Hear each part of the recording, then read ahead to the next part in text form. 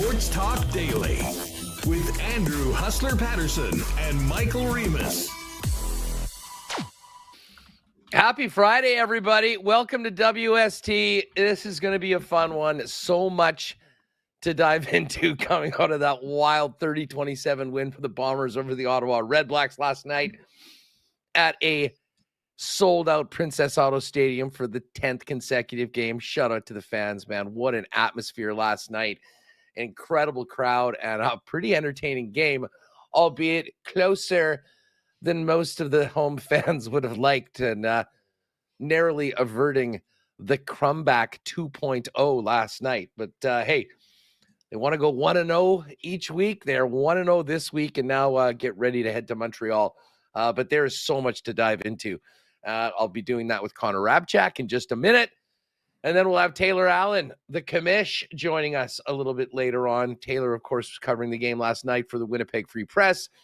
He'll jump on and we'll get his thoughts, as well as hear from Mike O'Shea, who had kind of an interesting availability after the game.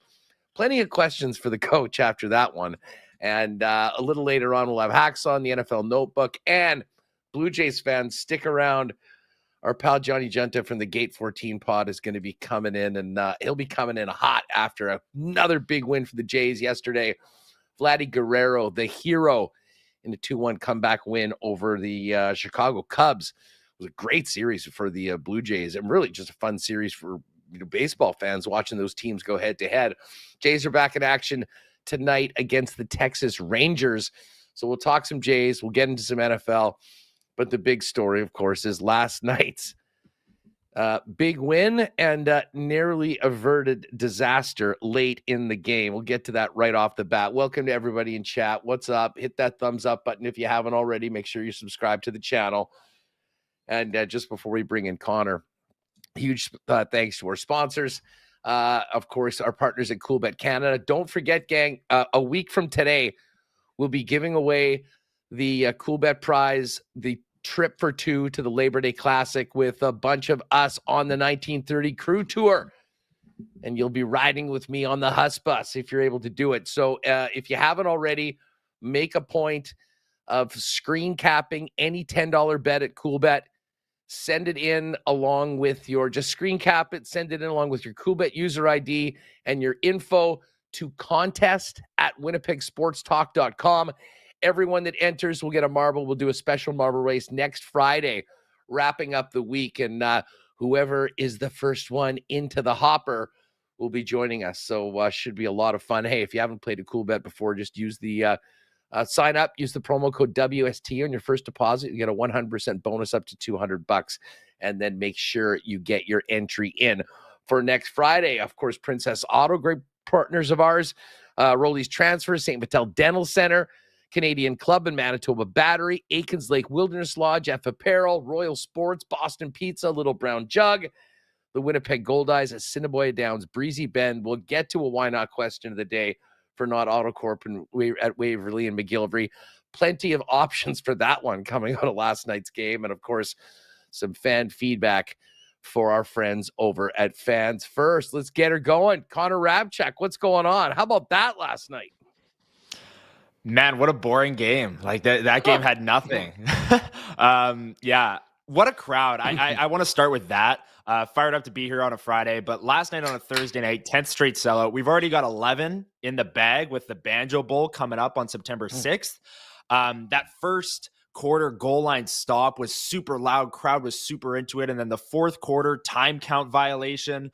The Redblacks had multiple procedures as well. The number climbed all the way up to 147 if you were there in the building for how many procedures and offsides and offensive, timing penalties that the crowd has drawn there at Princess Auto Stadium. But it was an absolute blast being a part of that crowd last night. And could have been a little less stressful at the end. That would have been nice. But hey, Bombers got a win, and I'm sure we'll have lots to say about it here on today's show. Yeah, no kidding, dude. I mean, just to start off, and I'll echo what you said about the crowd. I thought that the whiteout actually, the like people really kind of bought into that. And this is on me, hand up. I completely forgot about that. Was actually wearing a black shirt of it all. This is that's L for me on that one. But the crowd looked really, really good last night. Everyone was in their seats pretty much right until the end. North End was the usual. I mean, I called it a nightclub at that Friday game against Toronto. Wasn't much off that for a Thursday night game yesterday. But at the end of the day, everyone was there wanting to see the Winnipeg Blue Bombers win. And similar to last week, Connor, a great start. Well, I shouldn't say a great start.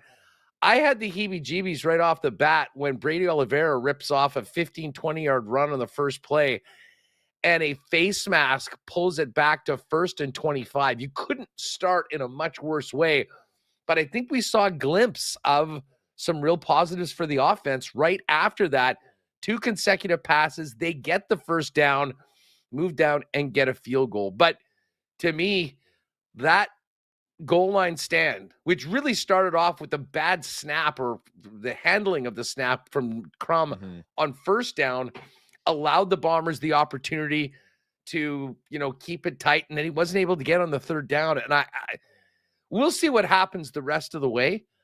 But if the Winnipeg Blue Bombers turn around, have a real strong second half, and are contending for a Grey Cup, I will point to that play as maybe a real catalyst for the team going forward. Because, if they get in at that point, they've got the lead early on. We know what the Bombers were dealing with going into this game. It could have certainly been a different scenario. But the Bombers, not only did they stop them, they then moved the football, they got field position back, and they ended up scoring the next points with a touchdown. So, they handled some early adversity really well. And got themselves a pretty nice lead. Although, Connor, as we all remember from last week, 17-0 in the Canadian Football League doesn't mean much. And lo and behold, we were all sweating this one out right to the final buzzer.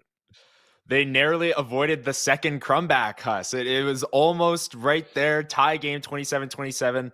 But I do want to say, I don't know about you and the folks in your section, Huss, but in our section, we were all yelling, "Ball don't lie," after that third down stop on the goal line, because the PI that put Ottawa there was an absolute joke. I haven't checked Ottawa's roster recently, but unless Braylon Addison is 8 feet tall, there's zero chance he catches that ball. That ball is way over his head. It's marginal contact at most. And they throw the PI. There's another one later that I'm sure we'll get to, which was arguably worse for the PI calls. But that stop was so huge. Tony Jones gets off his block, stops Dustin Crum on a big third down, and then the Bombers get out of their own end and kind of get field position back, like you said, Huss. And then as the game went on, second half, the Bombers were up 17-0 last week against Calgary too, and Ottawa had that 22-1 comeback. So if you felt good at any point, even with Drew Brown going down, this is the Canadian Football League, the crazy football league. This is what happens, and the Bombers needed to finish this game off, and they narrowly did it. They found a way to do it. It was very, very stressful for everyone at Princess Auto Stadium, but the offense for me, the first half, this is 2 weeks in a row now where the first half, they're moving the ball well. They're completing some big passes. Brady's even getting some touches, even though less so last night. And then the second half, I don't know if it's the adjustments from the other teams, what's going on. They had one touchdown drive, which they can really thank the defense and Schmeckel for his sack and getting good field position there.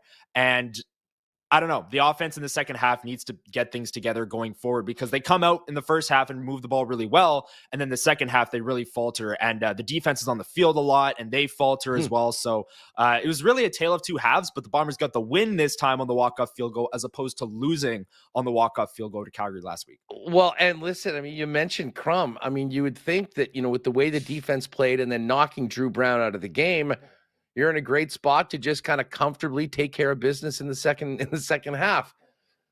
Except for some reason, Dustin Crum coming in against the Winnipeg Blue Bombers has the capability of looking very different than he does in pretty much every other time that he's in these football games. He was really good. And, we'll hear from O'Shea in a minute. He was asked if it's, difficult for a defense to adjust to a different quarterback. You'd think that when you're going down the depth chart in any position, that's an advantage for the other team. But he had some juice last night. And I think that confidence of what happened in 2023 against the Bombers certainly gave him maybe a little bit more confidence that maybe they can pull something off.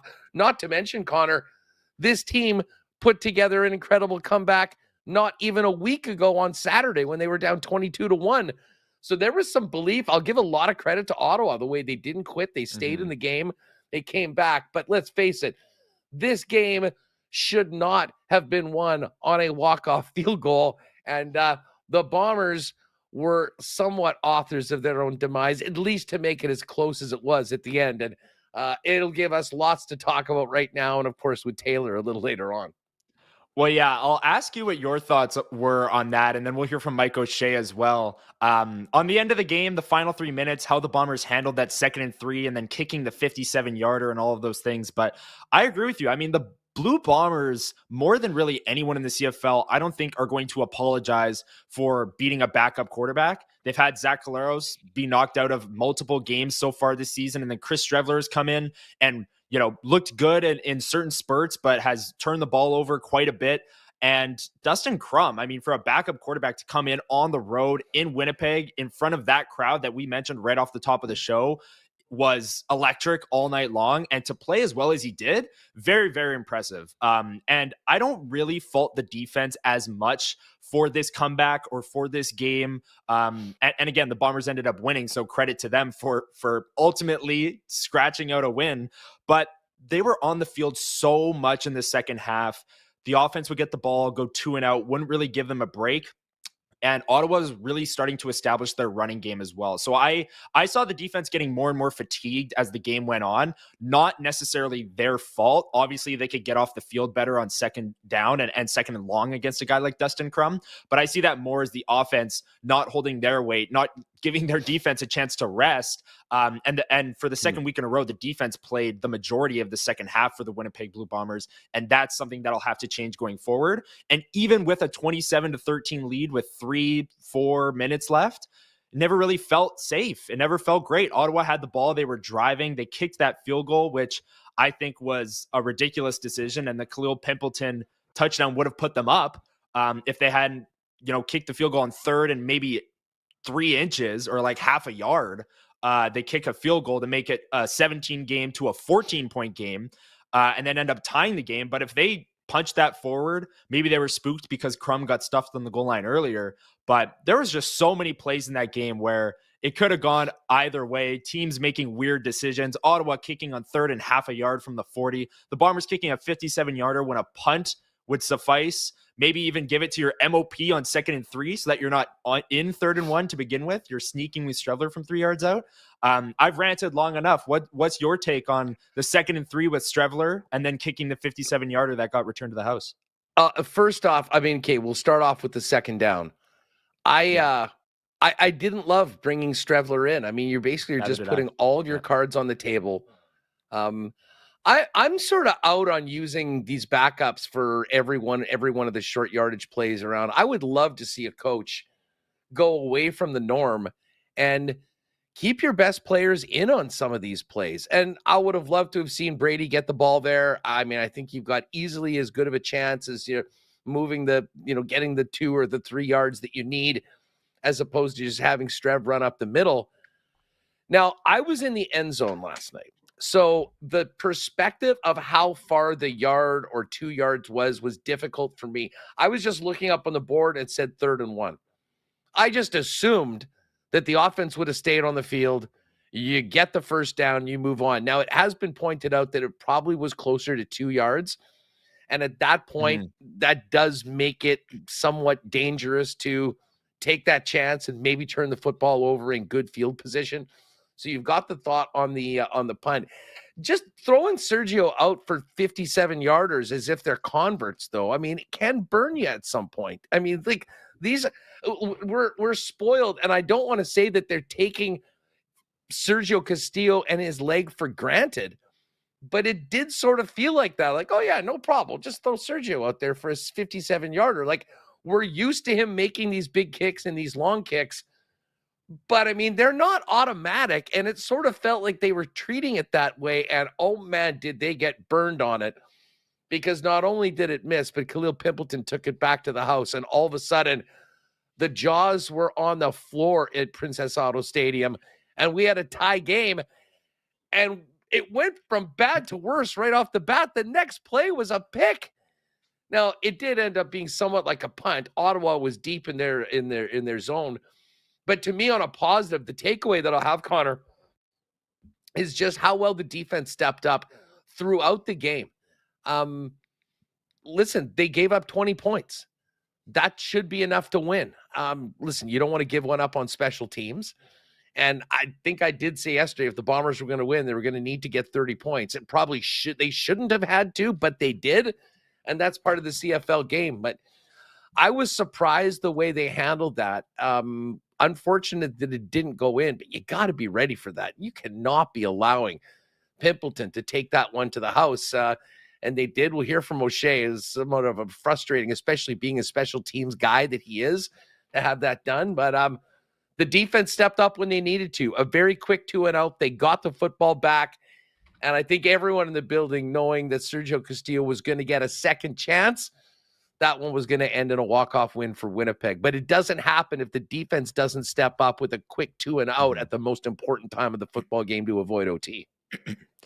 Yeah, and I want to just quickly talk as well about the 2nd and 3 to the 3rd and 1. I'm up in 208, which is kind of like middle of the upper deck. So I had a really good view of where they were in proximity with that first down yard marker. It was close to 1.5 yards, more like 2 yards, as it was closer to 1. So in that scenario, I mean, the 2nd and 3, I agree with you, Huss. I don't think that was the time for the short yardage unit to come out.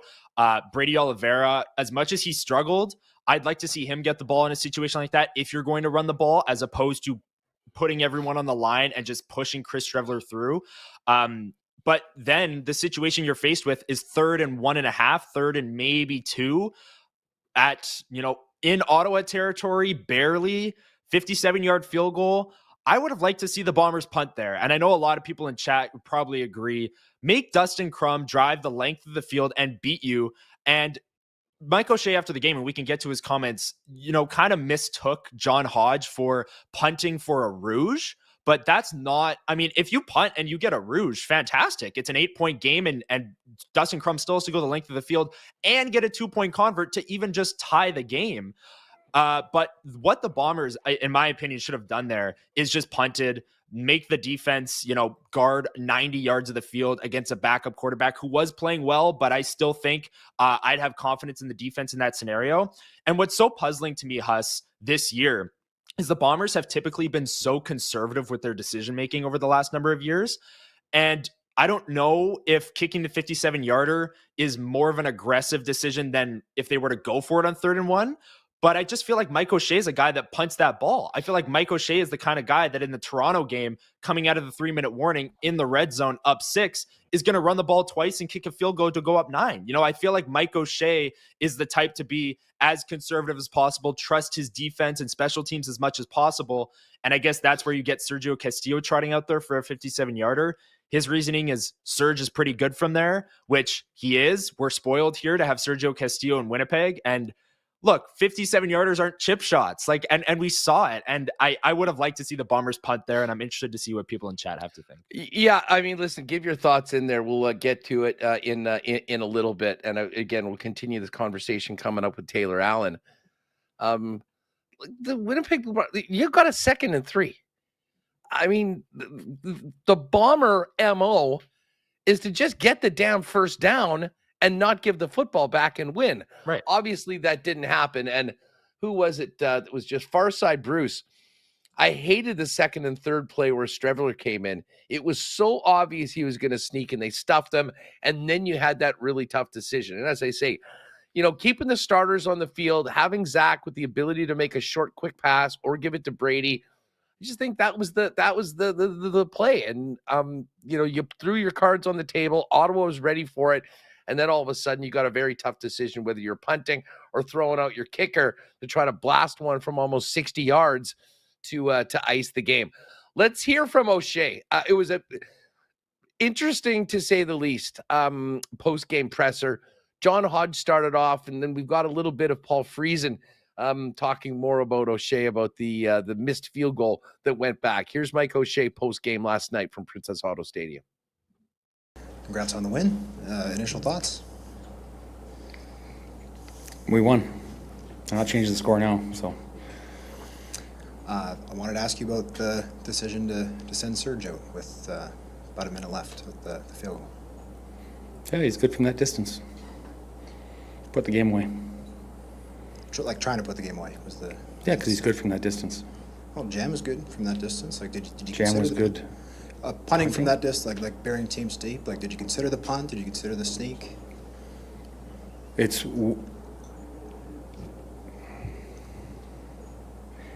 way harder to punt that distance than it is to kick the field goal that distance. I think there's a reason why they always try the field goal instead of punt for the single. I'm not saying about the single, but just even to bury them within the 15. Yeah, you could do that. So the field goal was an immediate decision, easy decision. Pretty easy decision. Okay. Yeah. I wanted to ask you about Tanner Schmeckel. 290-pounders generally don't block punts. Have you ever seen that before? Yep. He's got a great get off. So you put him in the spot where he can get off, and he made the play. It's good. Offensively, another strong first half. Second half, maybe some sputters here and there. Zach was talking about execution. I'm curious, what did you see from your offense in the first half versus the second half? Once again, it'd be very unfair of me to comment on execution without watching the film first. Certainly, we'd like to generate more points, but I don't even know how many plays we had in the second half, to tell you the truth. So sometimes it's hard to generate points if you're not staying on the field, whether it's execution. The missed field goal return. What's going through your mind and heart when you see that happening? I should be on to what we're doing on kickoff return, what we're doing on offense, and how much time we're going to have left. But there's probably a momentary lapse where I'm like, Jesus, Murphy. But, the bench was awesome. Like, you can hear guys saying, all right, we got time, let's go. Drive it down, get some points.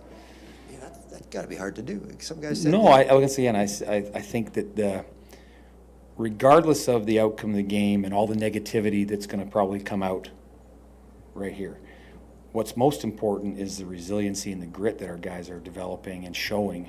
They're not just learning it now they're actually putting it into action, which is far more important than whether we won by 3 or whether we won by 23. Far more important. Yeah. You can write about that. All right, that was interesting. And, O'Shea bring up the negativity on all of that. I mean, listen, you're a head coach of a football team. A game goes like that, there's obviously going to be some tough questions.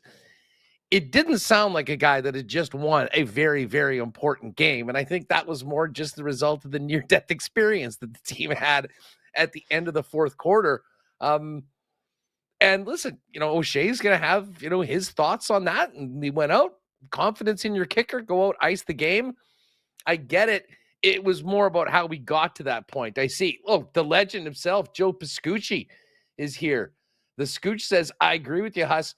If the guys on the field were good enough to get you 7 yards, they should be able to get you 3 on second down and put yourself in that position to do that. So, I mean, so many questions coming out of this one last night. We're going to get to it coming up with Taylor in just a minute. Let's hear from Zach Collaros. Zach finished the game with some pretty nice numbers: 298 yards, 24 of 34, the 1 touchdown to Stearns, 2 picks, including the one right after the field goal return that really got people nervous. But the stat he was looking for was 1 in the win column. He got it. Here's Zach after the game. Is that a called quarterback draw? No, it was just a match coverage, and we'd thrown the same concept earlier in the game. We got a different coverage against it, and I kind of thought really the only adjustable on that one was Nick, and he got walled and had a halfback over top. So, and Ottawa just kind of runs upfield when they rush, so just had a lane there. Your receivers seemed to crank it up a notch. It was rugged. They took a lot of hits and they made a lot of plays. Did you sense too that they had something to prove, or what do you see there? No, they're just out there. Yeah, they just they did a great job. We got to continue to get better as a unit, but I thought they did a great job. I got to watch and see the hits. 'Cause usually I'm throwing the ball. I can't really tell, but I know Wheat, a couple of them in there, really stuck his face in there and caught the ball and held on, and fearless as he always is. So, just proud of the unit for getting it done there. I thought we played fairly well early on, but we can't have those lulls there in the middle of the game. All right, so there's Zach Collaros. What did you think of Zach's performance overall, Connor? Up and down. I thought there were more ups than downs. I really didn't like the pick at the end of the first half that took 3 points off the board for the Blue Bombers. Could have made it 23-3. Ball is a little bit behind the receiver. I do want to give a shout out to Keurig Wheatfall, who made a number of very tough catches, getting whacked over the middle. Yeah, he took some big hits and hung on. You know what? I'm glad you brought him up, because he the first hit that he took was absolutely hellacious. And, listen, that's what you want your receivers to do. Have the courage to go over the middle, make the catch, knowing that they're going to get blown up, and hang on to the football. And he did that on a couple of occasions last night. For a guy that had been very quiet the last few weeks, it was very important for him to get back into the game. And I was really impressed just with the toughness that he showed last night. Yeah, Jareth Stearns goes up and mosses a DB for a touchdown, and Death, Taxes, and Nick Dembski. At this point, the guy picks up so many key second downs, game-winning drives. Collaros runs for 17 yards and then throws an out route to Dembski. Just seems like he's always open. The receiving core was such a big topic, Huss, with you and Jeff, both in the hit on yesterday's show and on CFL 110. And I really thought that they did step up in this game. Dembski in particular, with over 120 yards. He was absolute money in this game. And it was a game where they really needed it because the run game wasn't going. Brady Oliveira didn't have his best game. The offensive line wasn't giving him the best blocks. And I thought the passing attack, and Zach in particular, I mean, the interceptions, obviously you don't want, and that's becoming a concerning trend, or already has become a concerning trend with Zach Collaros, especially that one at the end of the first half. I don't mind the deep throw to Dembski. Dembski had a step. It's a little underthrown, but it's a long, long throw. But I really think that the receiving core stepped up. And I do want to give a shout out, very hot topic on yesterday's show, Huss, yesterday and the day before, Cam Allen wearing number 0. I do want to give a shout out to Cam Allen. His very first CFL game, his first CFL start. He wasn't always in the game on first down. The Bombers typically would go 4 down linemen. Cramdy would move to safety, and they'd go with a bit of a heavier look against Ottawa's run game. And then on second down, Cam Allen would come in. Now, Cam Allen still played about half of the first downs, but in obvious passing situations, Cam Allen was in the game, and I thought he was flying around. And I'm not here to say that Cam Allen is, the savior of the Bombers secondary and all the concerns are no more. But I do want to say that I was impressed in his very first game, what he was able to do. And he had 2 bogus PI calls that, if they didn't get called PI, I think people would have viewed his debut that much better. The second one in particular, we touched on the first one earlier. He jumps up for the ball. His hands are up in the air, and he almost catches it, and they call it PI because his chest, as he jumps, just barely catches the back of Braylon Addison's head. It's like the defensive backs have no right to the football whatsoever, because he literally does not touch Braylon Addison. The first thing his hands touch are the football, and they still call PI. That was outrageous. That was outrageous. And I'll be honest, and we can talk about the decision-making, the call on 2nd and 3, the call to throw out Sergio and what happened. I think I was frustrated with the lack of challenges last night from Osha on a couple spots that I thought were no-brainers to throw the red flag, and it didn't happen. And I didn't really get into that. I mean, there were so many other things to talk to the coach about.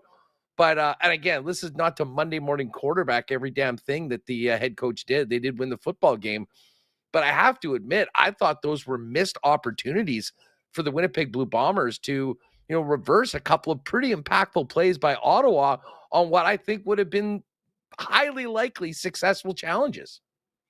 Yeah, and the first one too, I mean, credit the Bombers for getting that massive stop on the goal line, but I thought that was another one where they would have won that challenge, I think.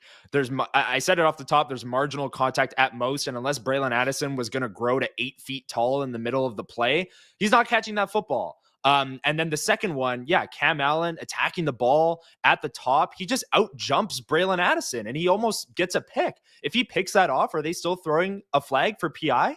I thought those were brutal calls. I saw Doug Brown tweet it out. I'm not sure CFL officials know what constitutes pass interference. And I'm even more confused after last night and those 2 calls in particular. But Mike O'Shea does have a point in the resiliency. I mean, the the kick return touchdown, this team could have rolled over, but they were able to find a way. Zach Collaros with a big scramble, Nick Dembski in a clutch moment, and then Serge with the walk-off winner. And you got to give them credit. They're 5-4 with a lot of season left, but still a lot of question marks for sure.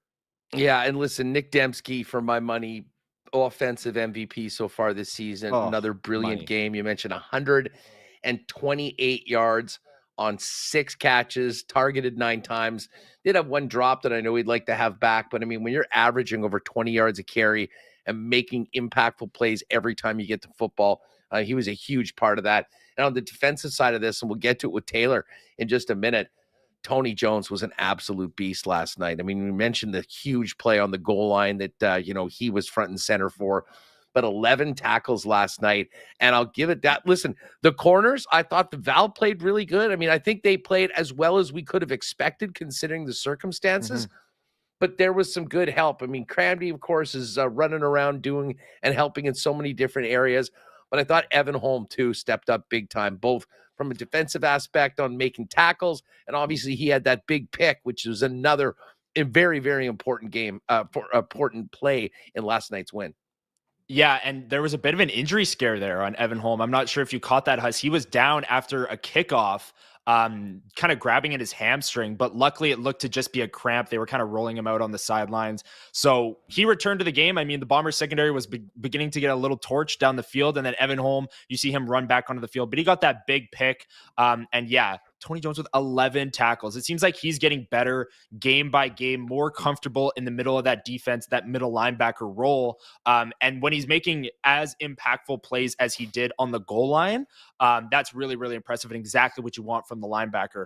Also have to give a shout out to Tanner Schmeckel, the D tackle, who got a sack, blocked the punt, which Mike O'Shea said after the game, you ever seen a 290-pounder block a punt? And he was he has. Have you, Huss? I haven't. I know Mike O'Shea has watched a lot more football than me. You don't see it very often. You don't see it very often. He was so confident. For sure. I'd be like, where'd you see that? Listen, we're going to get into it with Taylor Allen. Connor, hang tight, and we'll bring you back in a little bit later on in the program. Just before we do get to Commissioner Allen, want to thank Rolly's Transfer for their great support of WST. Listeners, if you have a move plan coming up, we know that moving does suck.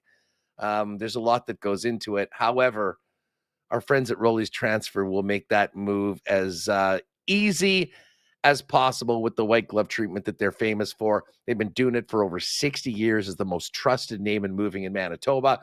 Check out their website at rollies.com. Top right corner, you'll click on Request an Estimate. Put in the promo code WST for a special discount on moving services and moving supplies. And then fill in on as to when you're moving, where you're moving to, and what needs to be moved. And the friendly staff at Rollies will turn it around quickly with a great quote and get you locked in for the white glove treatment that they are famous for. For all your moving needs, make it Rollies. Find out more, Request an Estimate today at rollies.com. Big day today at St. Vital Dental Center. I know Comet from the chat's coming in to see Dr. Terry. Many WSTers have popped by St. Vital Dental Center to get their grill taken care of. And of course, they've been doing it for generations of Winnipeggers and Manitobans in St. Vital, and now have a beautiful new facility at 167 St. Anne's, state-of-the-art equipment. Lots of smiling faces on Dr. Terry's team at St. Vital Dental Center. And of course, free convenient parking right behind the building. Check out their website today. Taking clients from 6 months to 99 plus. With a full array of dental services. You can make an appointment and find out more online at stvitaldental.ca. The weekend is here. I know that they went through a lot of Canadian Club at Princess Auto Stadium last night. And if you're popping by your local Manitoba liquor marts this weekend, make sure to keep your eyes out for the new Bomber Label Canadian Club, Canada's favorite Canadian whiskey and the official spirit of the Winnipeg Blue Bombers. And jump on that Canadian Club pack as well for the ready-to-drink coolers, the CC and ginger ale, the citrus smash, and the half and half waiting for you there at your local Manitoba liquor marts. And man, the crowd sure powered the Bombers last night, and Manitoba Battery's been powering Manitoban summers with the best prices in batteries for your campers, your boats, your ATVs, you name it. Manitoba Battery's got it, and they've got it at the best prices in town, beating the pants off the big box stores. So wake up, Winnipeg. Stop paying more for batteries at places that aren't local. Shop local with Manitoba Battery. Get the best price, and they'll deliver those batteries to you for free anywhere in the city of Winnipeg perimeter with any purchase over $60. Pop by and see them, Logan Avenue, Dovercourt Drive, or order online at Manitoba Battery and let Donnie and the gang bring your batteries to you. All right, let's get back into this Bomber game last night.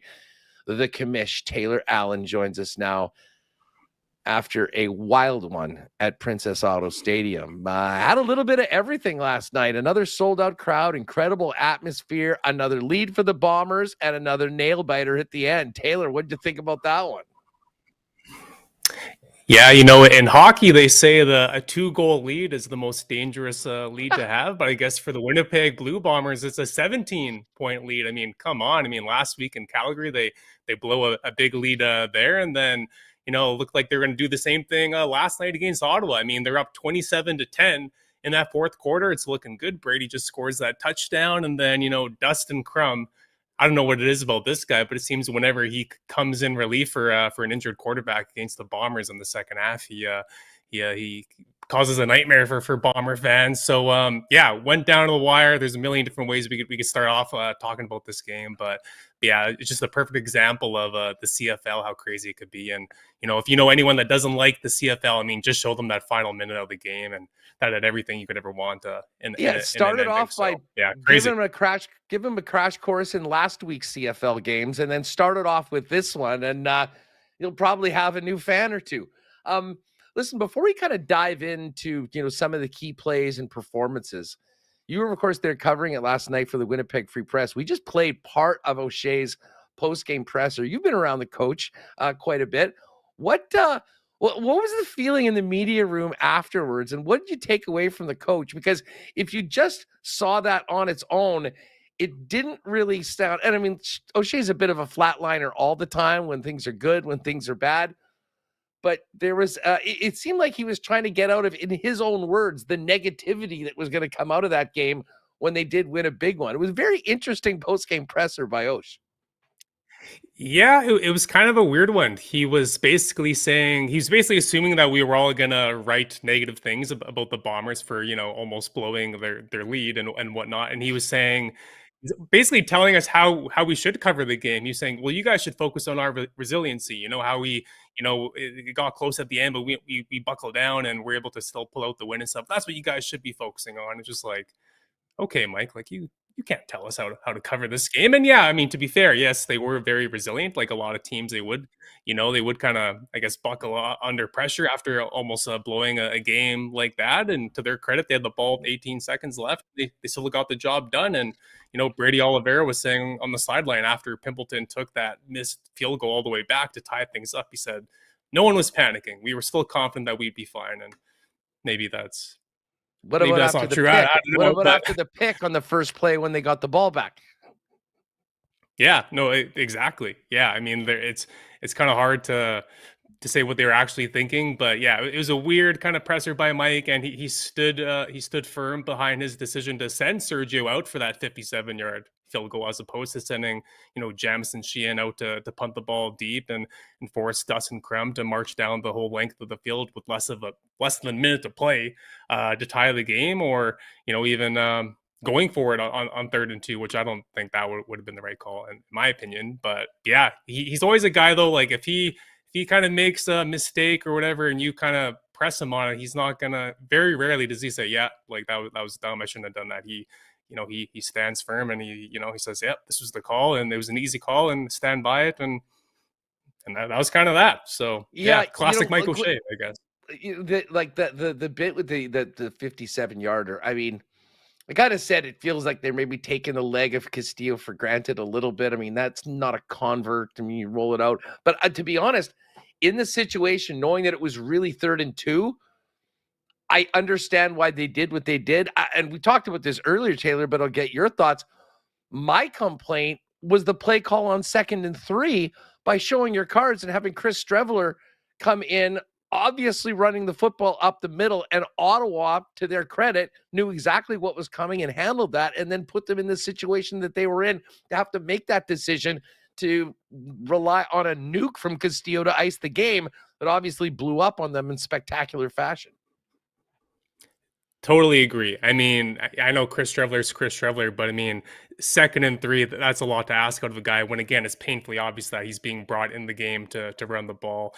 I mean, if they would have handed off to Brady Oliveira or try like a quick hits to Dembski or Wheatfall, I think people could live with that. But I mean, that was just a very predictable play call. And I mean, the only way you can maybe justify a play call like that is if they had in their mind, like, okay, we're going to go for it on 3rd down no matter what. So if Chris just gets 1 yard on the 2nd down, that's okay because we're still going to go for it on the 3rd down. But they didn't do that. So yeah, no, I totally agree. I think that's a bigger issue than sending Sergio out there. But I mean, at the same time, though, I mean, the biggest mismatch in football really is a field goal unit going up against an elite Turner and Khalil Pimpleton. I mean, you watch him get the ball, who's chasing after him? All these big guys, right? Like no one even came close to tackling him. I mean, Jamison Sheehan kind of did, but not really. If you're trusting your punter to get the job done for you on a play like that, I mean, that's kind of not really fair. And I do know Jamison actually played Aussie rule football and whatever, so he can actually tackle, but still,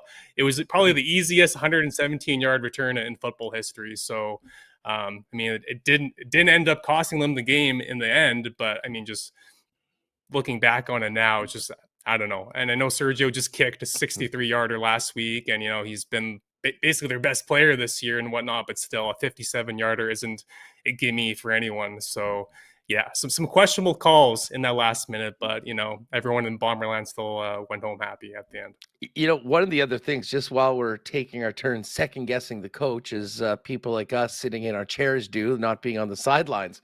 I did think there was a couple real missed opportunities for challenges in that game, and I was surprised that, we didn't see that red flag out on a couple of them, particularly that one PI call that ended up moving the football down about a good 35 yards into Blue Bomber territory on the one that was on Addison that seemed like it wasn't even close to PI. I was stunned that one wasn't challenged.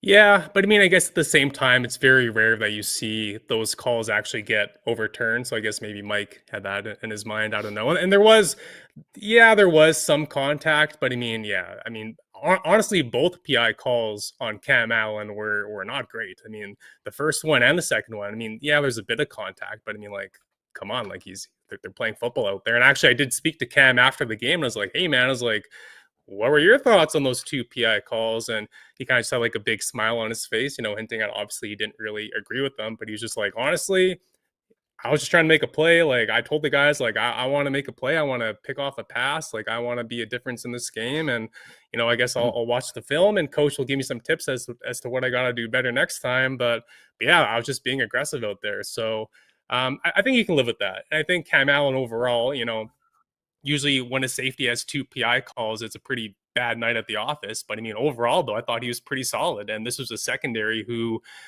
had a lot of questions about it heading into this week. Having a rookie at safety in Cam Allen and then having a rookie in Trey Vaval have to play corner and while also handling return duties as well. That's usually not a recipe for success in the CFL, having 2 rookies in your secondary. And yet, for the most part, those guys played a pretty solid game.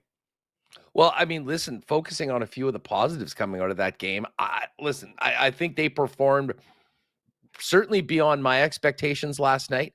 And I think the defense overall really stepped up when they needed to. I mean, to get the 2 and out at the end of the football game, to get the ball right back after the Caleros pick was obviously huge when it came to giving Sergio another opportunity in regulation as opposed to going to overtime. And I said it, in the stands to the guys that I was sitting with and earlier to Connor, if the Bombers do end up authoring a nice turnaround on this season, have a real successful second and, are in the mix for, with the contenders, come playoff time, I wouldn't be surprised, Taylor, if we go back to that goal line stand early in the football game as a real key moment in not just this game, but the Bombers season, in turning things around and giving them a chance to both win that football game last night. Because, you get down in that fashion at that point in the game and give Drew Brown some good feeling moving forward. I'm not sure that the script for the game is very, very different. And, everyone on defense really did step up. They only gave up 20 points. Obviously, the other one was a special teams touchdown. And they provided the offense with enough opportunities to go and win the football game. Definitely. But I mean, like, this team has put themselves in a place now where they can't drop games to, an under 500 team in the East at home. Like, they started 4-4. They're already kind of slipping in that West Division race. Like, they have to get the job done in games like this. And yes, they came out and got the win, and there were some positives, of course, and whatever. But I mean, when you're up 20-3 at halftime, and then Ottawa's starting quarterback, Drew Brown, goes down in the third, I mean, you got to step on their neck and, like, finish the game. Like, yeah, they won and whatever, but I mean, like, that got way too close. There's no way you can let this Dustin Crum guy once again, almost, lead the Crum back, basically, right? So, the defense, I mean, that 2-0 at the end was huge. I mean, Willie Jefferson, some knockdowns again. He was massive. Tanner Schmeckel. Didn't think I'd be talking about Tanner Schmeckel today or ever, to be honest. But I mean, he had that Big blocked punt, and then massive game. That guy deserves a game ball for that performance. And then the sack and as well. And I mean, really, the blocked punt that he had, that led to a touch. The Bombers, their first touchdown, because they got the ball near midfield, and 3 plays later they score. And then his sack, Ottawa was already backed up. And 2-3 plays later, Brady scores, and they go up 27-10. So really, Tanner Schmeckel's fingerprints were all over 2 of the touchdowns for the Bombers, which is pretty crazy to think about. But yeah, I mean, I still think it's an encouraging result. But the big thing with this team right now, though, is the second half. Like, you're seeing this offense, especially, they're looking great in the first half, building these big leads, and then the second half, they're just like getting stifled. They're looking like a completely different group. And we're asking them about this. We're asking Brady. We're asking Zach, like, what's going on? How come you guys, you haven't had a full, complete 4-quarter game in a while? And then they just keep saying, well, we got to execute better. We got to execute better. It's like, okay, well, what the heck does that mean? But so, yeah, well, I mean, see, until they can actually execute better for 4 full quarters, I don't think anyone's going to be, super fully confident in this group. But yeah, that was a game that they basically had to win. And no, it wasn't pretty, but they made enough plays to get it done. So there you have it. What did you think of Zach's performance overall last night? What did I think of Zach's performance? I think it's kind of obvious that he doesn't have the arm strength that maybe he once did. Like, I respect the play call at the end there after the return to force it deep to Dembski and, put themselves in field goal position right away. But I mean, he underthrew it a little bit, right? And then, before the half as well, they're up 20-3 and they're marching the field, and a good chance to add another field goal or even, a last second touchdown as well to really, put Ottawa in a big hole. And again, he kind of forces a pass to Wheatfall that gets picked off. And I don't know, I'm having a hard time evaluating Zach this year because the O-line, I don't think they're as strong as they've been in recent years. And then obviously the receiver room, it goes without saying. I mean, look at the names that he's playing with right now as opposed to the guys he's been playing with these past couple of years when he had Kenny Lawler, a healthy Dalton Schoen, Rashid Bailey, Drew Wolotarski, reliable guys like that. Where this year, after Dembski, I mean, Jareth Stearns has been his go-to guy after Dembski, right? And no offense to Jareth Stearns, but like that's like a solid like number 4 option, or should be. And he's had to be a number 2, basically, because Wheatfall. I mean, up until last night, I mean, he had a really good game last night, but Wheatfall, he kind of was non-existent for 4 or 5 games in a row. So yeah, I mean, they got some stuff to figure out. But even though there's all these other, variables and factors, I do think Zach, hasn't been great as well. Like, he's made some poor decisions, and last night was no exception to that as well. So he made some nice plays. I mean, that toss to Jareth Stearns in the corner of the end zone was a heck of a play. He was kind of rolling out and made the throw on the run and stuff. He did have some nice throws, but again, like these interceptions, I think he has 10 now on the year. It's just way too much. So he needs to take better care of the ball. And I don't care who your weapons are or who your O linemen are. There's just no excuse for that.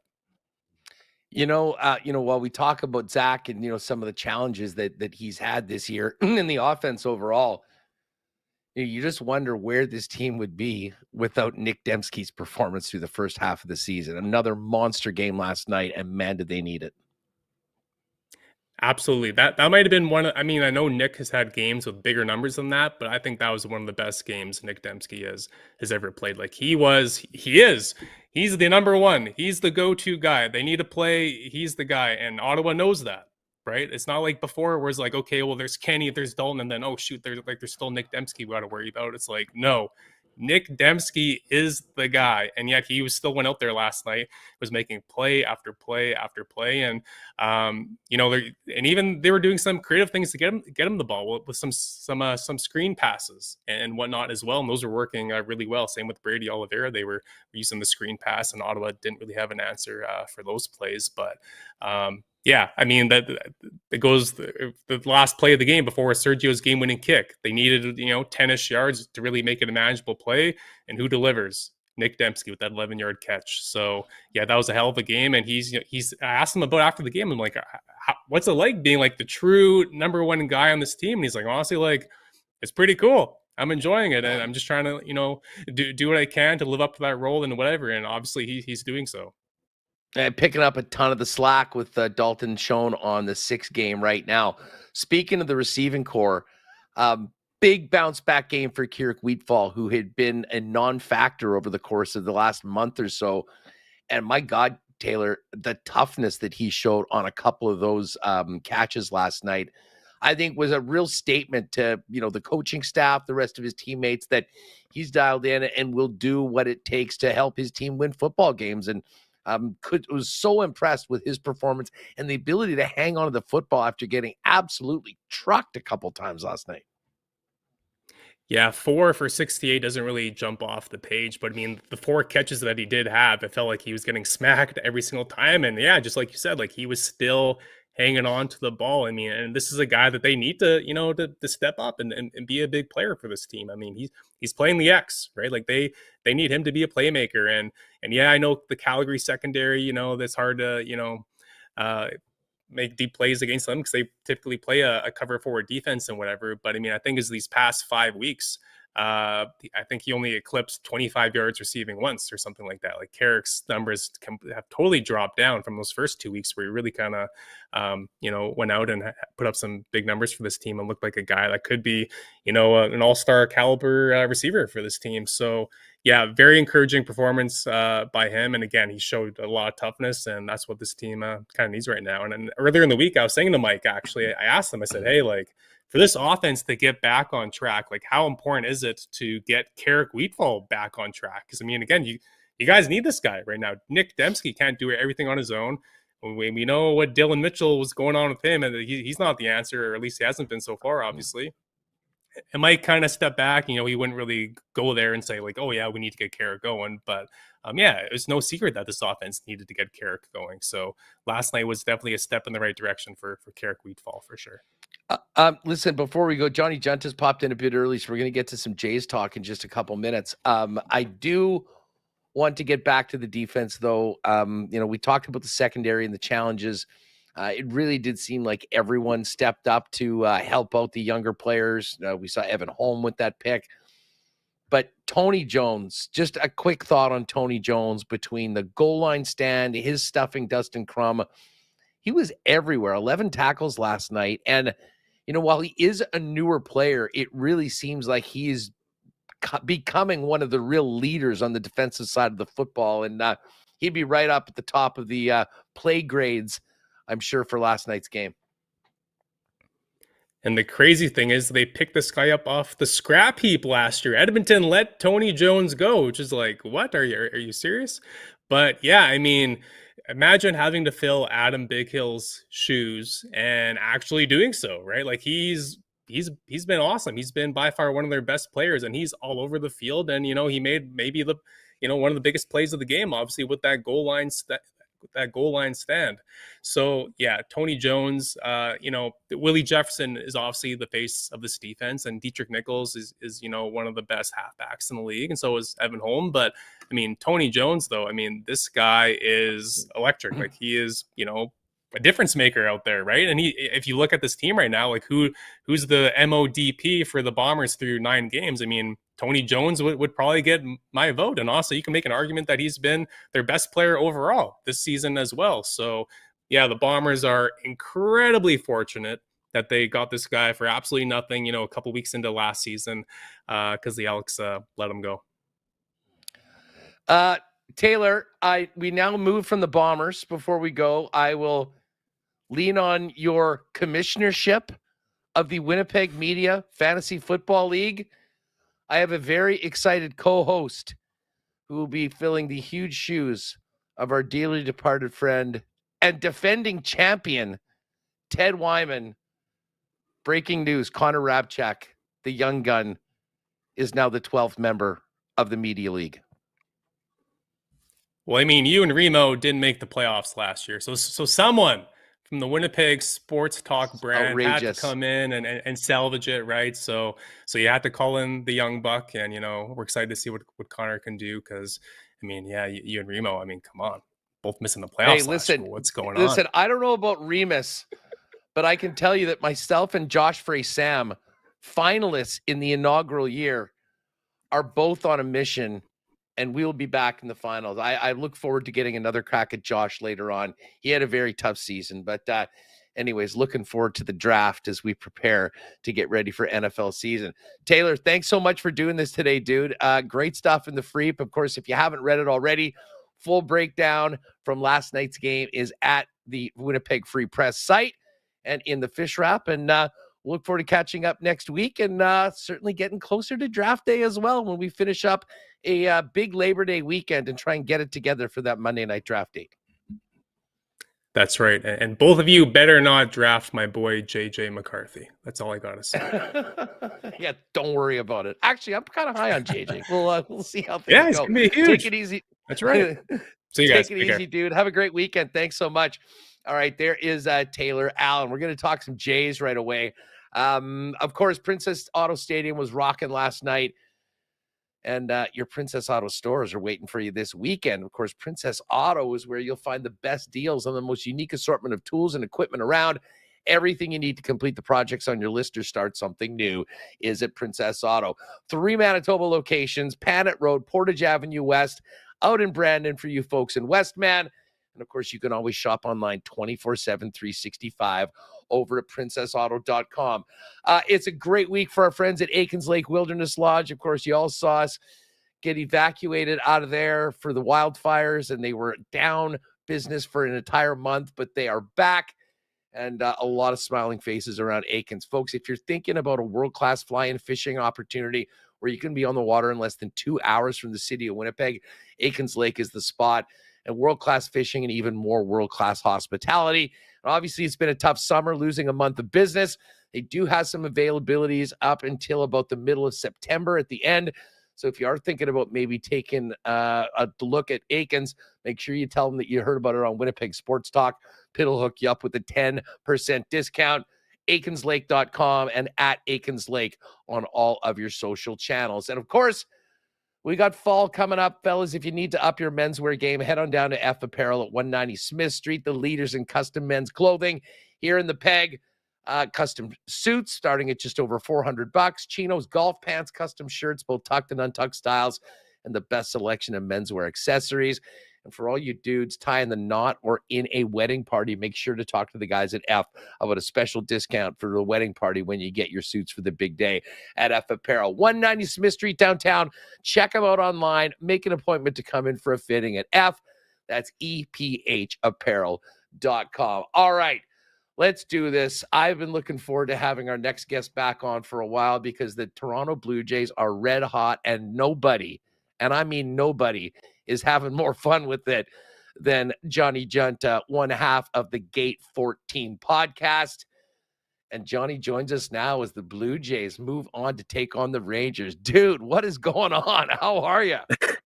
I'm doing way better than I was probably the last time I talked to you. I mean, this is probably the first time I've ever had a conversation with you when the Toronto Blue Jays have the best record in the American League. So life's good. Life's good right now. Dude, in every series, every game, like, it kind of feels like we're in this pennant race, playoffs, and it's been that way for over a month. Like, I can tell you, the interest in the Blue Jays and topics on the program, it felt like September, really, from the middle of July. And, man, the way the team is coming together and staying on top after that great run that got them there, I think is making more fans day by day, and most importantly, giving people some real confidence that this could be a very special year for a special baseball team.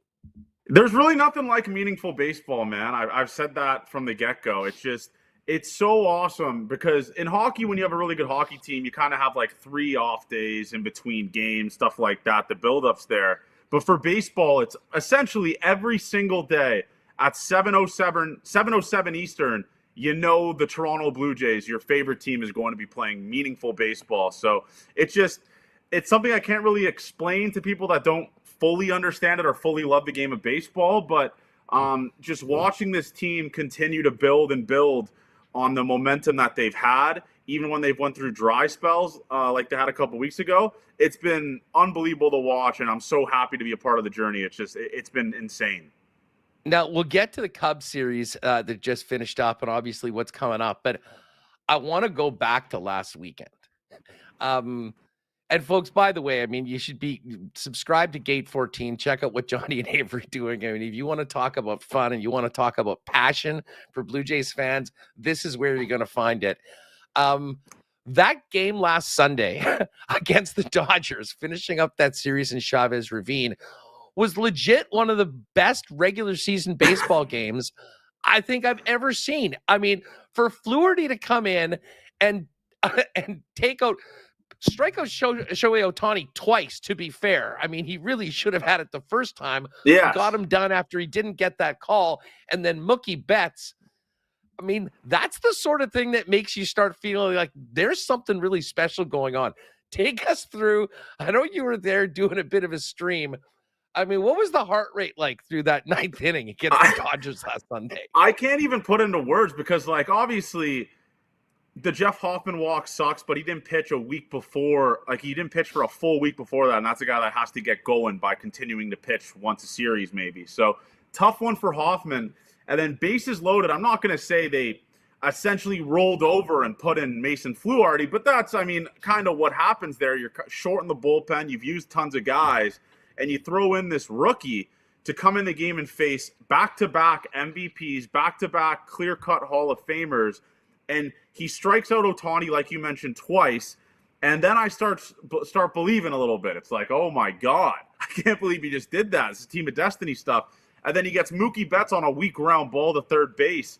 That was probably one of the most insane regular season games I've ever watched because the Vladdy clutch home run to take the lead back, the Jays give it back to them, and then our guy, Ernie Clement, hits a 2-run ball. I can't even really explain he hits a solo shot. I can't even really explain the emotions I felt for that game, but it was the closest thing I've felt to a playoff game in August in my literal life. It's two of the best teams in baseball. I mean, you got the Dodgers, who are one of the best teams in the National League, against the Blue Jays, who have the best record in the American League. And it's meaningful, late innings, balls on the table type of stuff. It was insane. It was insane. Well, Fluharty became an instant fan favorite, I think, in a matter of just getting out 2 batters. And just quickly, as an aside, obviously we're focusing on the Jays. What a treat it is to watch Shohei Ohtani. I mean, this guy, an absolute living legend. And at a certain point, and I knew you did this earlier in the series, you just have to tip your cap and say, yeah, we lost tonight, but we are watching history, the greatest player to ever do it. Yeah, I tweeted it, and it's like, you can't throw that guy anything in the zone because he'll essentially launch it or hit a double or a triple. It's, again, I can't believe the Jays were the finalists for him. I know the jokes and stuff like that, but that's a fact. It was between the Jays and the Dodgers. I can't imagine having a player on a baseball team like that or a player on a team I root for like that. It'd be essentially like having a McDavid on the Oilers, right? It's like he is leaps and bounds better than anyone around him, and he makes it obvious every single time he steps on the baseball field with the way he performs. It's unbelievable, and Shohei Ohtani, you got to give credit to the guy. He's just insane. He had like 3 home runs in the series. Yeah, well, and listen, I mean, he is the star in baseball, but the Blue Jays have some of their own. And I know you've been saying all year, just wait for Vladdy to get to where Vladdy is. And lo and behold, we're getting into the most important time of the year. And Vladimir Guerrero Jr., with the new contract, is paying dividends for the Toronto Blue Jays. Just thoughts on where Vlad is right now and what his performance playing at that level can do for the rest of the team around him. Well, I tweeted, I said at some point this season, the Toronto Blue Jays are going to have their depth guys kind of cool down, and Vladdy's going to pick up the scraps, I guess, right? And we saw it yesterday. The Jays had, 0 runs, 2 hits, and with one swing of the bat from our superstar, and yes, he's a superstar. He's leading Major League Baseball in first baseman WAR, top 10 in weighted runs created plus. He's statistically one of the best players in the game. Steps up to bat, 2 strikes, and launches a breaking ball over the left field fence. I mean, that's why you pay the guy big money, and he's had 3 of those hits this week. He had an awesome double on Tuesday when the Jays lost. Bo didn't score on it, which would have taken the lead, and then he had the home run in Dodger Stadium on Sunday. So this week, he single-handedly won 2 games for the Toronto Blue Jays, which rocks. And listen, we can't talk about Vlad without talking about Bo. And Bo... what did you think about Bo's season last year and just how far he's come? And listen, great timing considering what's coming up this summer, which will be a fat check. But, man, he's making the most of it. But it really is a huge turnaround. While we talk about a lot of the other players, to me, Bichette has been one of the biggest catalysts of this incredible run that they're on. I think the biggest thing about Bo Bichette is last year was an outlier.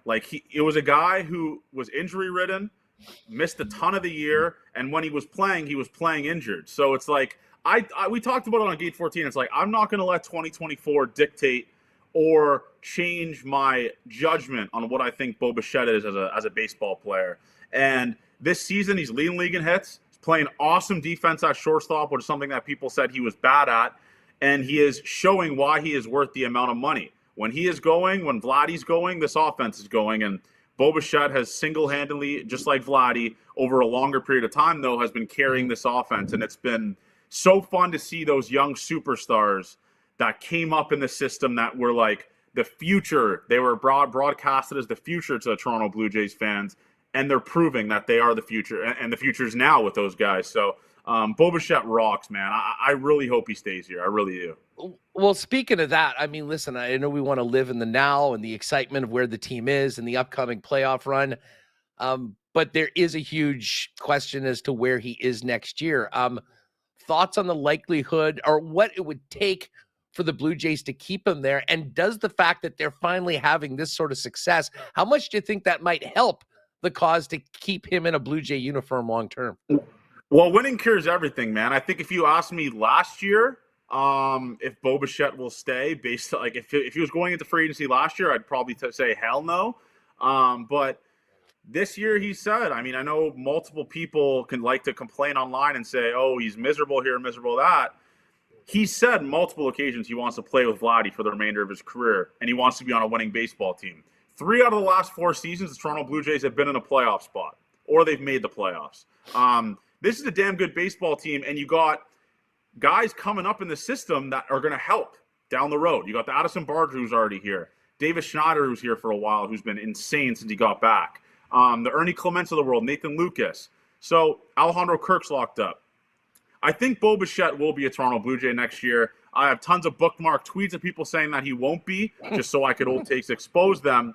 But, yeah, what more can the guy say besides, I want to play with Vladdy forever? He said that multiple occasions on the record. So it doesn't help his negotiation tactic to say that, but I think he will be here, man. I really do. He doesn't like the spotlight either, and he could be really low-key in Toronto, especially with how big of a hockey city it is. How comfortable are you with the bullpen now, post-trade deadline with all the ads?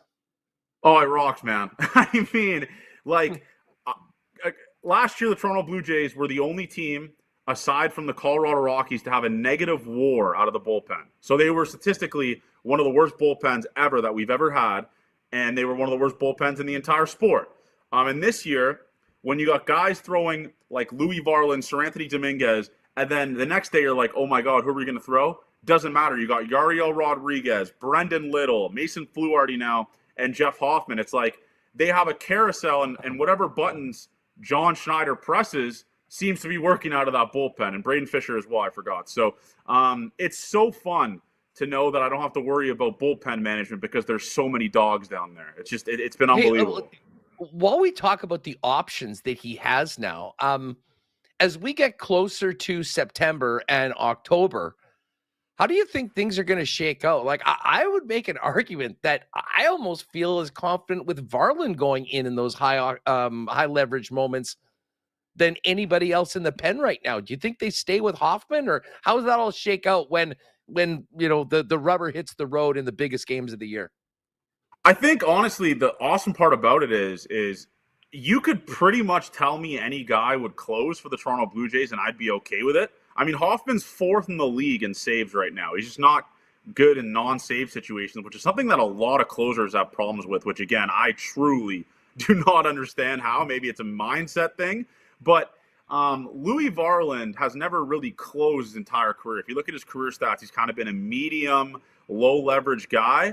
But again, 100 miles an hour is 100 miles an hour. So if he closed, you won't find me complaining on social media. I'd actually probably promote it and love it because it's awesome having a guy come out of the pen who's a raging lunatic throwing 100 miles an hour. So you can go any direction. I will not complain about it. But Jeff Hoffman this week has been awesome. I think 6 strikeouts in 2 innings, or 2 innings of work in the Cubs series. So it's just been unbelievable. You know, just on Varland for a minute, you know, he kind of came like right in at the deadline when the Twins were essentially exiting as everyone. I had no idea that.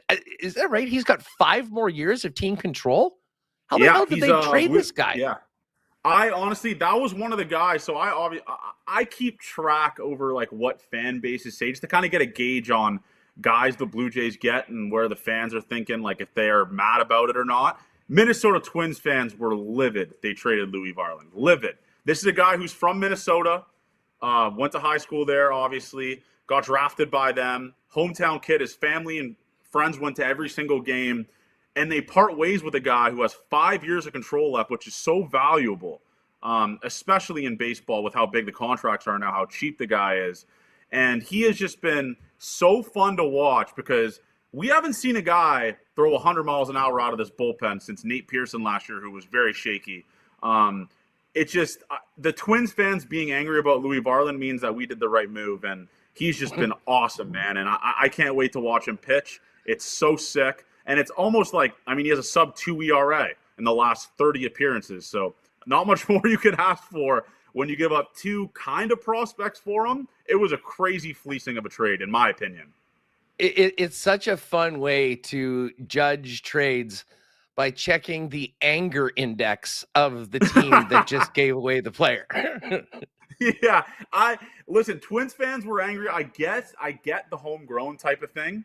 Like, obviously that makes sense. Like, you finally have a homegrown talent there. But they were angry because this guy has just been nails all season. You look at his stats, he almost has a sub-2 ERA all year, and he throws 100. And he could be potentially a starter if you wanted to. I know he struggled there, but he can go a couple innings. So this addition to the bullpen, and that's what wins you postseason games, man. The leash is so short in the postseason with starters. 1 or 2 runs, you pull the plug, you go to Louis Varland. I mean, it's so crucial, and that's how Ross Atkins kind of built the Toronto Blue Jays this post-deadline with Seranthony and Louis Varland. And we're not even talking about guys that are injured. Yimi Garcia, hopefully he comes back. That's another late-inning guy that you can just kind of throw in there and guarantees him to get out. So this team rocks, man. I mean, I'm running out of good things to say about this team. They're so fun. Hey, well, listen, you know what? You were planting the flag when everyone was doubting. And you know what? You deserve to be having this sort of fun right now. And I think there's a lot of people that are jumping on the wagon. Listen, I want to get to that and just what's happening with the podcast right now in a second. Yeah. But before we move off the pitching, fill people in on Shane Bieber's situation? I believe he's having his last minor league start right now. How is he looking? Tonight. And what sort of a boost do you think that will be if he's anywhere close to the Shane Bieber that dominated for years in Cleveland?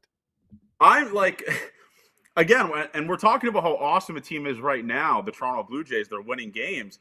Now, picture adding a guy who won the Cy Young, like a guy who has been one of the most dominant pitchers in the American League, adding to the rotation, like going 6-man rotation. And we all know how good Max Scherzer's been, right? I mean, sub-2 ERA his last 5 appearances or whatever it is. So Shane Bieber's looked pretty good. The biggest thing when you're coming back from Tommy John is you got to get that control back. You're essentially kind of learning how to throw again. But Shane Bieber's looked fine. I'm looking forward to seeing what he does tonight. And if he looks great tonight against a good AAA team in Lehigh Valley who's had tons of success so far in the minor league season, all systems are go when this guy's back next week against the Pirates, hopefully. So, man, I can't wait to see Shane Bieber pitch for the Toronto Blue Jays. And if he can get back to what he was or even somewhere close to it, this team is going to be even better. And it's the starters have struggled a little bit, not the best. I believe they're bottom 10 in baseball on starter ERA. So if you can improve that, you got all facets of the game firing on all cylinders. It's going to be fun to watch, man. And it's going to be awesome down the stretch in September having Shane Bieber pitch meaningful innings. I can't wait for it. Johnny Giunta is the co-host of the Gate 14 podcast. Make sure you Jays fans to give them a sub and get in on it. Speaking of the pod, and we live in this digital world now, I imagine the play of your team has been pretty good for the numbies lately. How the things just keep on popping for you guys. It's been insane. The numbers have been insane. The recognition around the ballpark has been insane.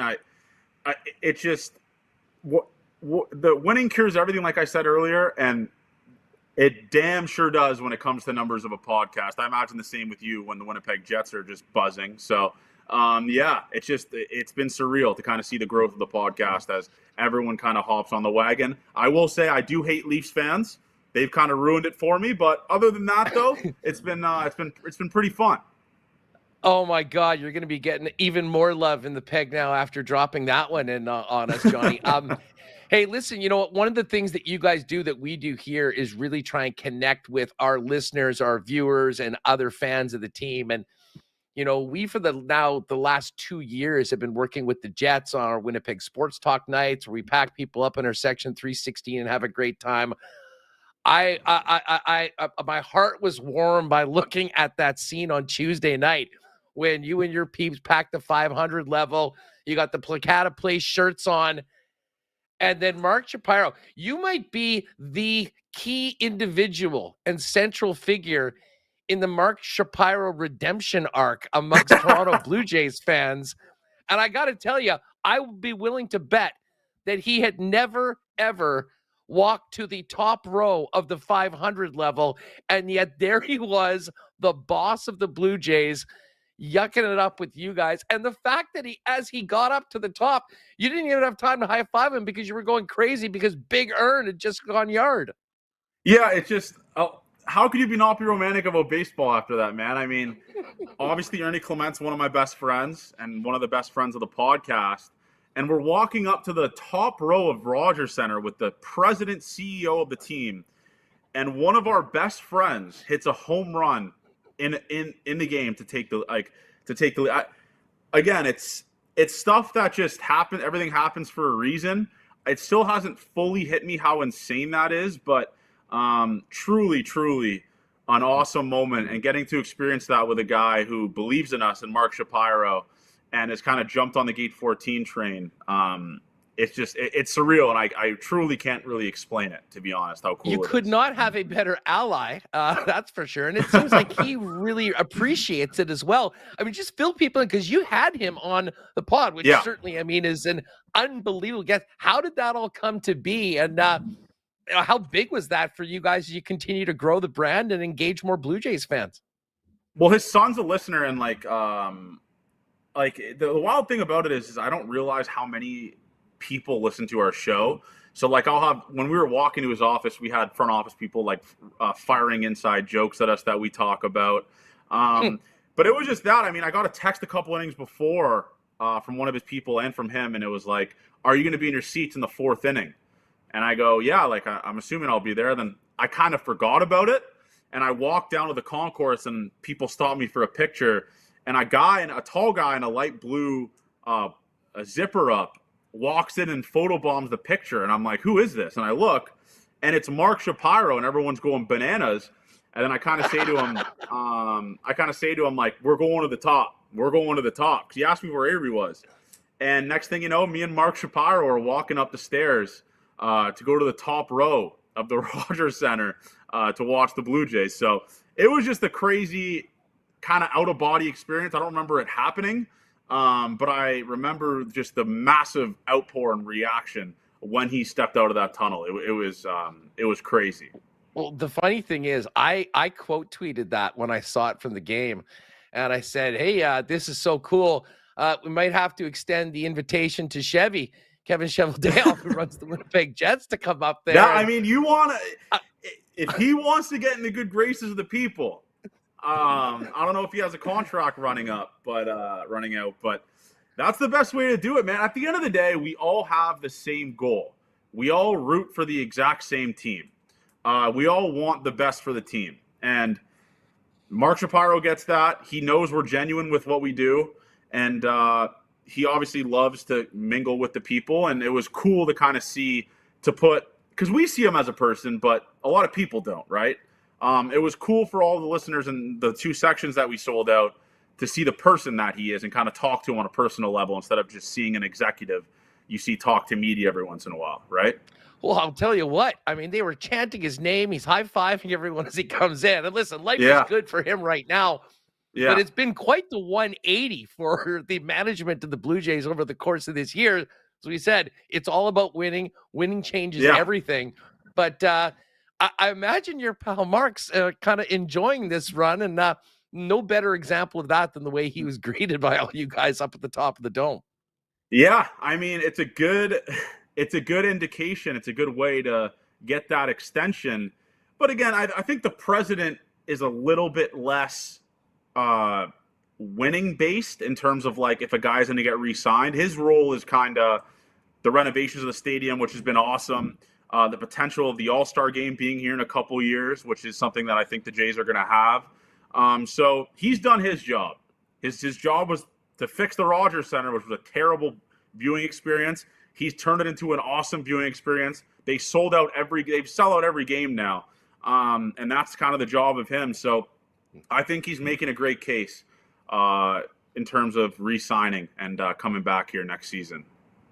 A lot of love in the chat for this conversation for you. I see T. Will. Yes, I've just subscribed. Fill people in just quickly before we talk about this upcoming series on where Gate 14 is at and all the different platforms people can consume the content. In addition to a must follow for Jays fans is Johnny on X. Yeah, so it's Gate 14 podcast on YouTube, Instagram, Twitter. It'll probably be when you search up Gate 14, it'll probably be the first thing that pops up. And then I'm obviously Johnny Giunta on Twitter. And then my co-host is Avery Chenier, who's more of the calm down, voice of reason type of fan. That's kind of the dynamic that we have. But yeah, you can find us there. We drop podcasts Sundays and Thursdays and are posting throughout all the games and stuff, posting highlights, all that type of stuff. So that's where you can find us, man. And we got an awesome stretch of baseball coming up here. We got DeGrom and Nady Eovaldi pitching for the Texas Rangers. So, and then Paul Skeens on Monday. I mean, doesn't get much more insane than that. But yeah, as in terms of Gate 14, we have very special guests on Sunday night, hopefully. That's all I'll say. So stay tuned for that. Well, you guys have been delivering all year long, and I think it's only going to get better as the team continues on. You know, speaking of your antics on X, who are the how are the mentions from Yankee fans these days? Probably a little quiet. I mean, they're quiet. They're quiet. It's strange. They've been awfully quiet since we gave them belt to ass 2 series in a row at the Rogers Center. It took 6 of 7, I think, actually 6 of 7. Those clowns have been a little bit quiet. But yeah, listen, it's awesome to be at the top of the mountain right now. I hope it continues so I can continue to dunk on people. But they've doubted the Blue Jays every single month, and I continue to old takes expose them. So I hope the trend continues. And Yankee fans have been awfully quiet living in their 200 square foot apartments in New York coming at me. So we'll see what happens in September. I'm looking forward to it. Quick thoughts on this series with the Rangers that gets going tonight. This is a Rangers team that's offense. Their offense kind of sucks, man. They're the team that kind of got the Jays right, to be honest with you. After that Rangers series the Jays had in Texas, they're the best team in baseball aside from the Brewers. So we should be thanking them for kind of getting us back on track after that Bo Bichette home run to take the lead in the ninth, pinch hit. But this is a team that's going to be really good pitching-wise. I mean, we're facing a Hall of Famer, in my opinion, in Jacob deGrom tonight on Apple TV, by the way. So tell your parents, your grandparents that the game won't be on Sportsnet. But yeah, 2 or 3 in this series, man. I mean, the train will keep rolling if that happens. But you're facing Eovaldi, who has a sub-2 ERA, and Jacob deGrom, who throws 101. So I'm not quite sure what will happen, but either way, I'm happy with whatever result happens if it's not a sweep from the other team. So it doesn't really matter to me in that aspect. Johnny, listen, this is so much fun having you on the program. Thanks for doing this. Continued success to you and Avery with Gate 14, and thank you. Let these wins keep coming, and the numbers going up correspondingly as well. Thank you, guys. Go Winnipeg Jets. I did jump on the bandwagon. I don't remember if you remember last year. Of course I do. We appreciated that. My hatred for the Leafs has grown with the fans of how miserable they make my viewing experience of the Toronto Blue Jays. So we kind of have that bonding experience with our hatred for Leafs fans. So I enjoy it. Well, it's all aboard the Jays train right now here in Manitoba. And, of course, we'll get a few more people checking out the hijinks of you fellas over at Gate 14. Enjoy the games this weekend, dude, and let's do this again later on the season. Thank you, Andrew. See you guys.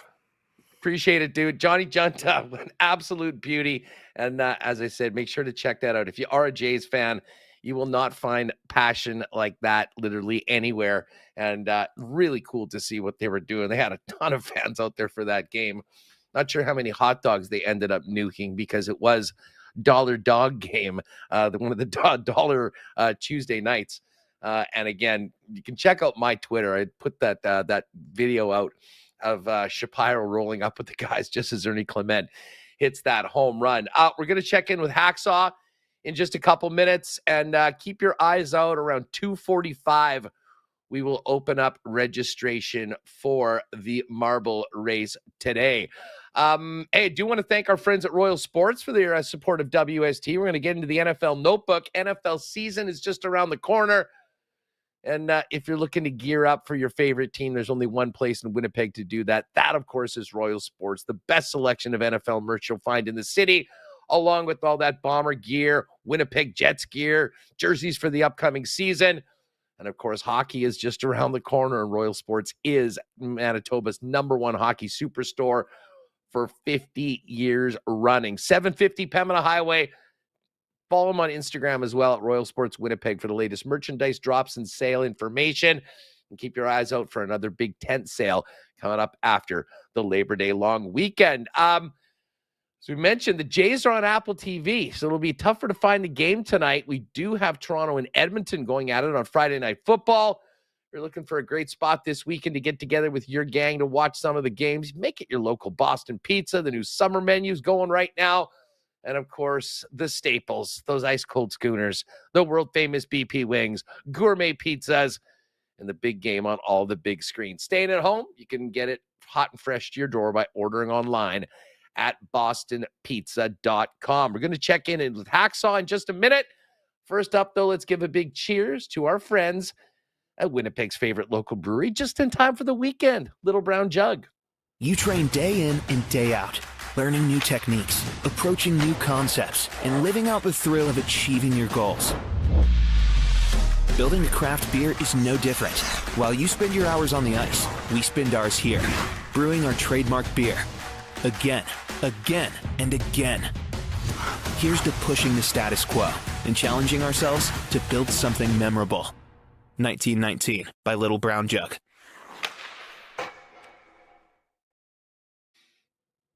All right, let's welcome in for his Friday visit and the NFL notebook, although I do want to ask him a little Major League Baseball as well, the one and only Lee Hacksaw Hamilton. Hacksaw, what's up, buddy? How are you?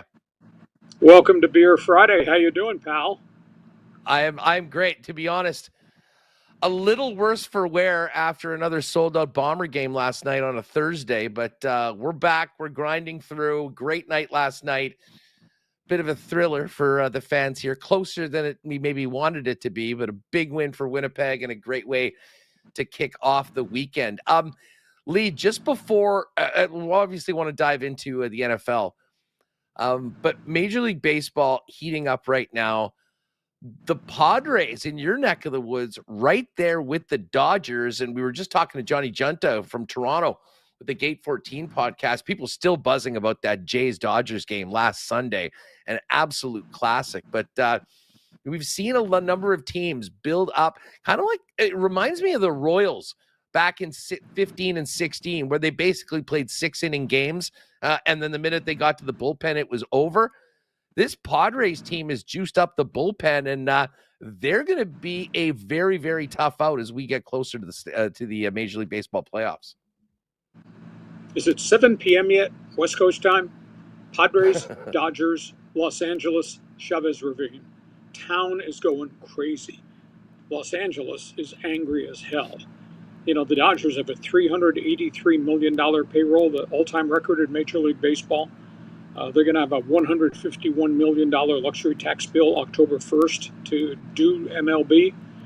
The Dodgers are 12-21 since July 3rd. Dodgers had a 9-game lead on July 3rd. They now trail the Padres by 1. And this is a really fierce rivalry that goes back a couple of years, goes back to all types of incidents last year in the National League playoffs where the Padres had the Dodgers by the throat and let them off the hook. And the Dodgers had a bullpen day. They were down 2-1 in the best-of-5 series, and they came back. They used 9 pitchers on a bullpen day and beat the Padres, and then came back and won again and eliminated them. So it's really become a fierce, festive rivalry between the two. Dodgers are battered by injuries, worst pitching staff on the planet. And Hustler, I know you follow the baseball standings. The worst baseball team in Major League Baseball right now is the Colorado Rockies. Since July 3rd, when this Dodger free fall started, since July 3rd, the Rockies are 12-22. The Dodgers are 12-21. That's how bad the Dodgers have played. And the Padres went haywire, went crazy at the trade deadline. They spent beyond the limit on their credit card. They have to be in a World Series this year or next year because they've traded away the farm system again for the 4th time in 11 years. But their general manager, A.J. Preller, has no fear. You know, the Dodgers' currency is their checking account. The Padres' currency is their farm system. And he's dealt away. He's got a ton of players playing for everybody else in Major League Baseball. Haven't gotten to the World Series yet. They got a stacked lineup. Their bullpen, we call it the 6-pack. They got 6 relievers that can throw close to 100 miles an hour. Their starters are really beat up. That's no problem because they go to the bullpen in the 4th and 5th innings, and you're correct. That's what they've been doing of late. So waiting to see if this is really real, what the Padres have put together, and if they can pull away. We're waiting to see if the Dodgers rebound because the Dodgers still have a superstar rotation and a bunch of pretty damn good everyday lineup players. The bullpen in Los Angeles has just been despicable, and that's just absolutely caved in. 23 blown saves. So there's a lot of angles, a lot of storylines to this. But is it 7 p.m. West Coast time yet? The numbers on the Dodgers, I'll be honest, I had no idea they'd been that bad over the last couple months. I mean, we saw them take 2 or 3 of the Jays, and they looked like the Dodgers in those first couple games. And, of course, that epic Sunday game where they were able to get Ohtani and Betts out to hold on to salvage something out. You know what's funny, Lee?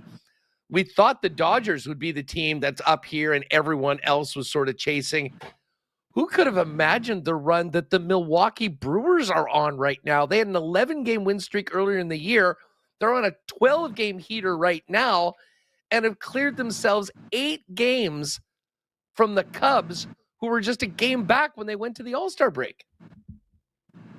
And I dare you, and you're a smart dude, I dare you to name anybody in the Milwaukee batting order aside from Christian Yelich and Jackson Chourio, the great veteran and the hot young rookie.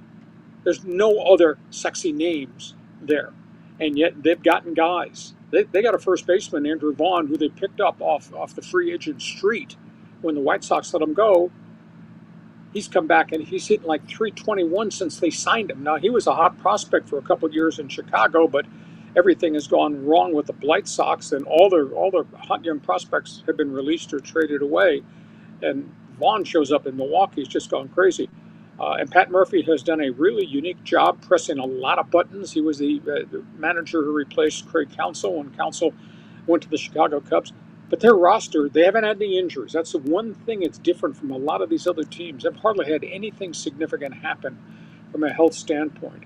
And now they've gotten some added input. Brandon Woodruff, who was one of their aces once upon a time with Corbin Burns, and Burns left as a free agent, and Brandon Woodruff broke down, and it took him more than 2 years to come back from elbow surgery. He's back, and I don't know if his record's 4-1 or 3-0, whatever it was. He's really pitching like the Brandon Woodruff of old. So this is a really collectively good team. Now, that being said, because probably the next words out of your mouth will be Seattle Mariners, because they're having a really good season and they're hot too. All that being said, neither of those teams have been on postseason play. And when you get to the first week of October, Hustler, as you know, this is like the NHL, you have had to get there to experience it, to go through the bumps, the grind, the setback, the pressure. Milwaukee has never done that with this group. Seattle has never done that. So we still got some hurdles for some of these teams, but you're correct. I mean, it is absolutely fascinating. And here's a sidebar angle to all that, and then we'll get on to the NFL. We might go to postseason, Hustler, without the Mets and the Yankees in postseason play. Just think about that. Oh, listen, there'll be a lot of people that would love that, certainly around here. And hey, you mentioned the Mariners. What about the Blue Jays? 71-51, the number one record in the American League. And listen, they have been to the playoffs before with this group. I mean, the Vlad, the Bo era. They haven't won any playoff games, but it does feel, we just spent about 25 minutes talking with Johnny Giunta in Toronto.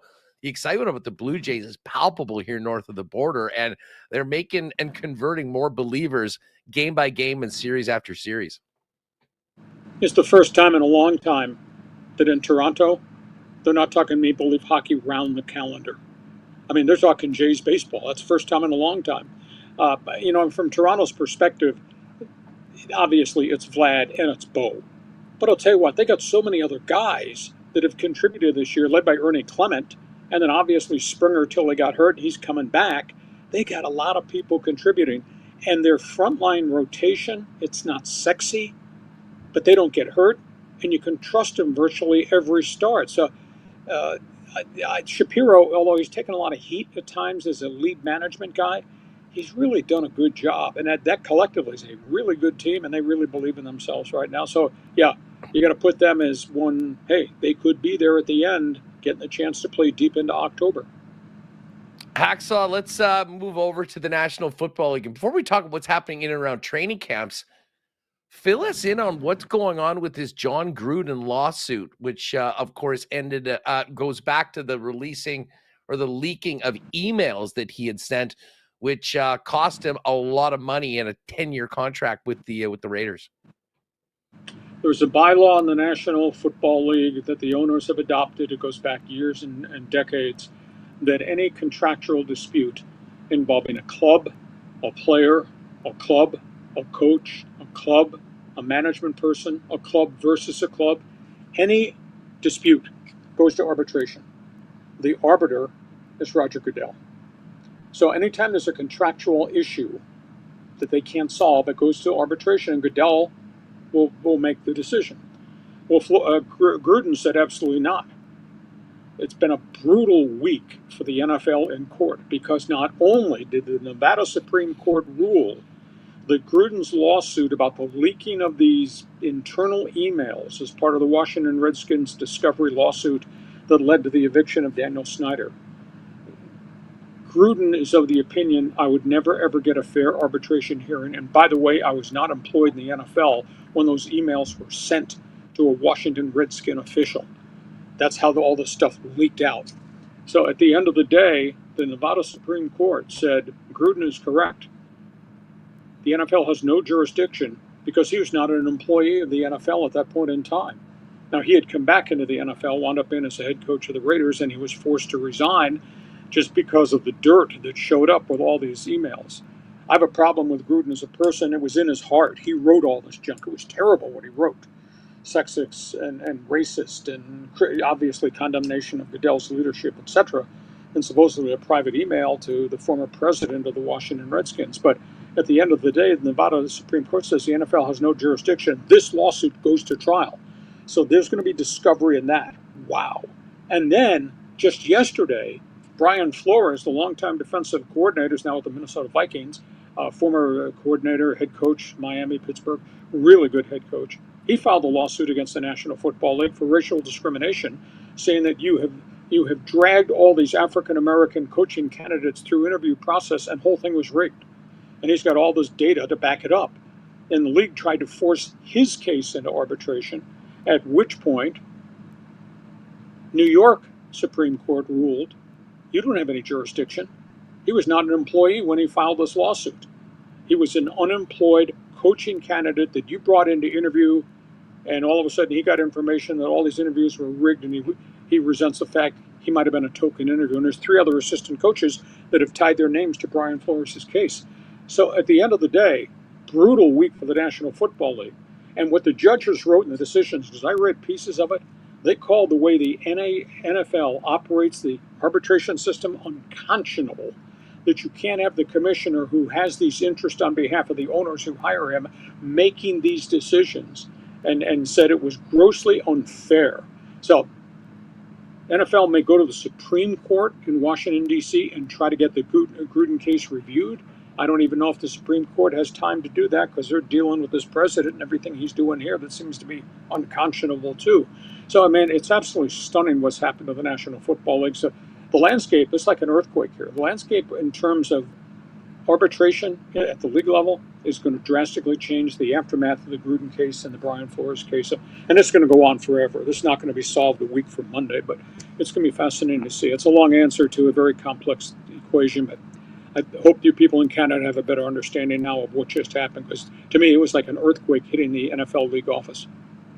Yeah, and there's still certainly much more to come on that. Lee, Rashee Rice, big-time knucklehead receiver for the Chiefs, incredibly talented, missed most of last year, injured, but he's still waiting for a suspension for the moronic driving incident that he had that endangered a bunch of people in Dallas a couple summers ago. Sounds like this is going to be pushed back to the 30th of September, which actually means he'll be available for the first 4 games of the season for the Chiefs. Why is he not getting the suspension now? And how many games are we looking at?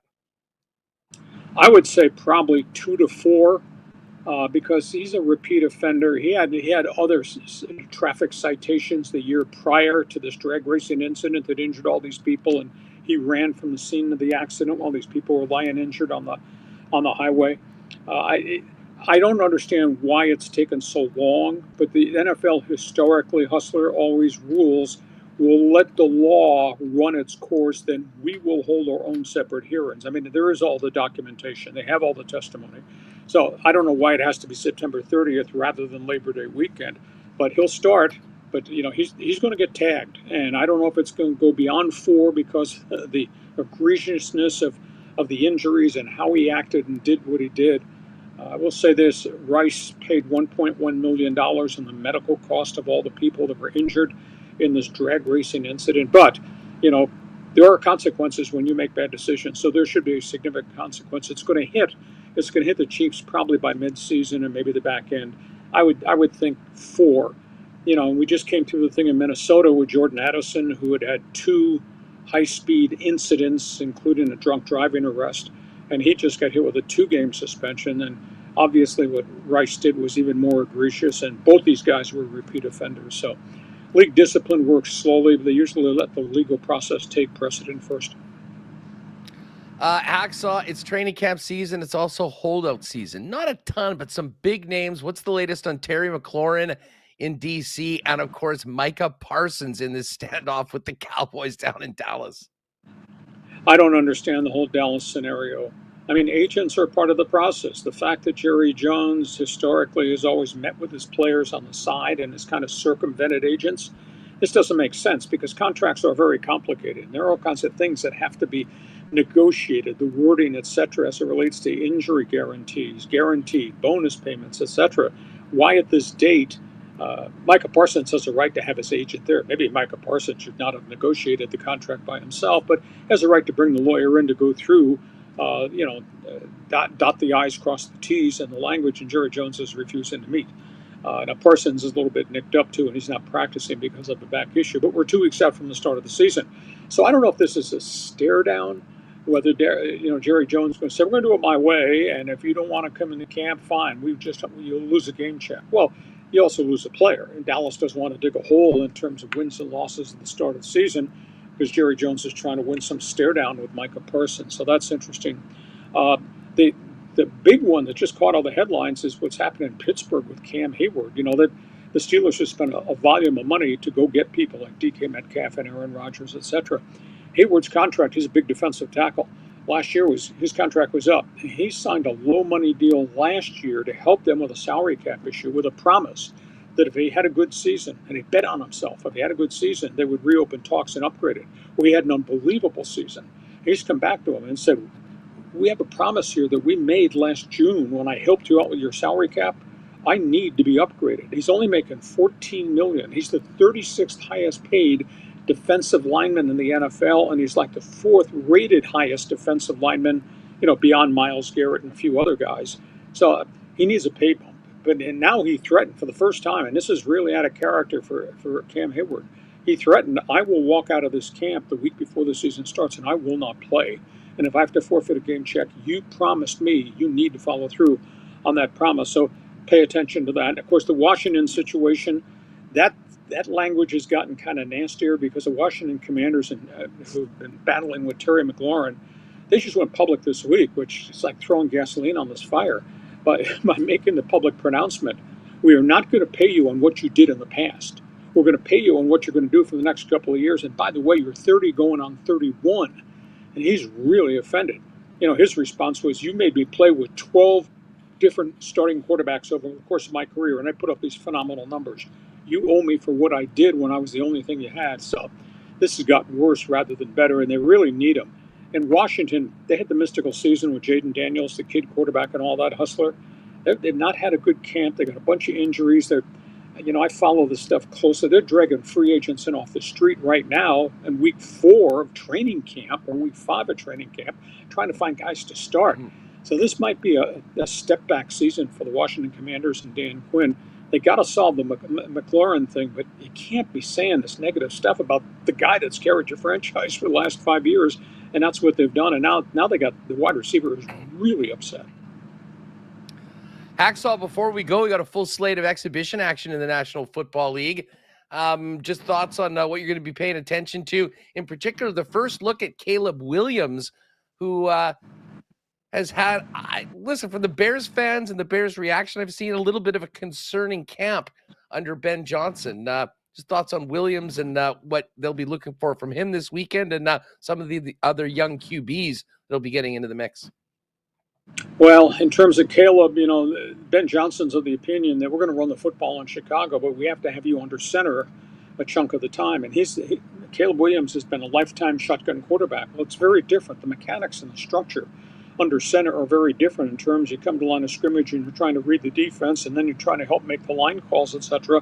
And then you take the snap and you're trying to backpedal, and you're trying to read the defense as you're backpedaling. And there's all kinds of science to throwing the ball while you're backpedaling, or your stance, or your footwork. I mean, it's much more complex than taking a snap in the gun and just looking and throwing your designed routes. So he's really struggled. I've seen some of the videos. Boy, he's highly, highly erratic under center, and he's never played under center at all.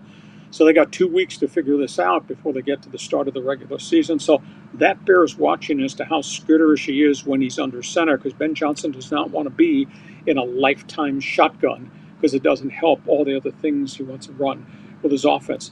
I was hoping Shadur Sanders would get the second week to play a bunch of snaps in Cleveland, but he's got an oblique injury, and I saw some video last night of He's just not throwing the ball very well, and he's favoring the left side. So I think he's going to wind up having some time off there. Cam Ward is going to start for the second week in a row. His first week in Tennessee was a little bit shaky along the lines. The Giants play the Jets, the old man's game. It'll be Russell Wilson versus Justin Fields. But the big storyline there is Jackson Dart. He came off the bench in the second half for the Giants, and they thought, well, he'll be in for a series or two. They couldn't get him off the field. He threw for like 136, and he ran for 36 in the second half of a throwaway game. So Dart's pushing for more playing time, and maybe the Giants will give him that. So those are some of the unique storylines here. Travis Hunter is not going to play for Jacksonville. He's got a rib cage injury, I believe, got hurt yesterday in practice, and he needs more snaps at wide receiver.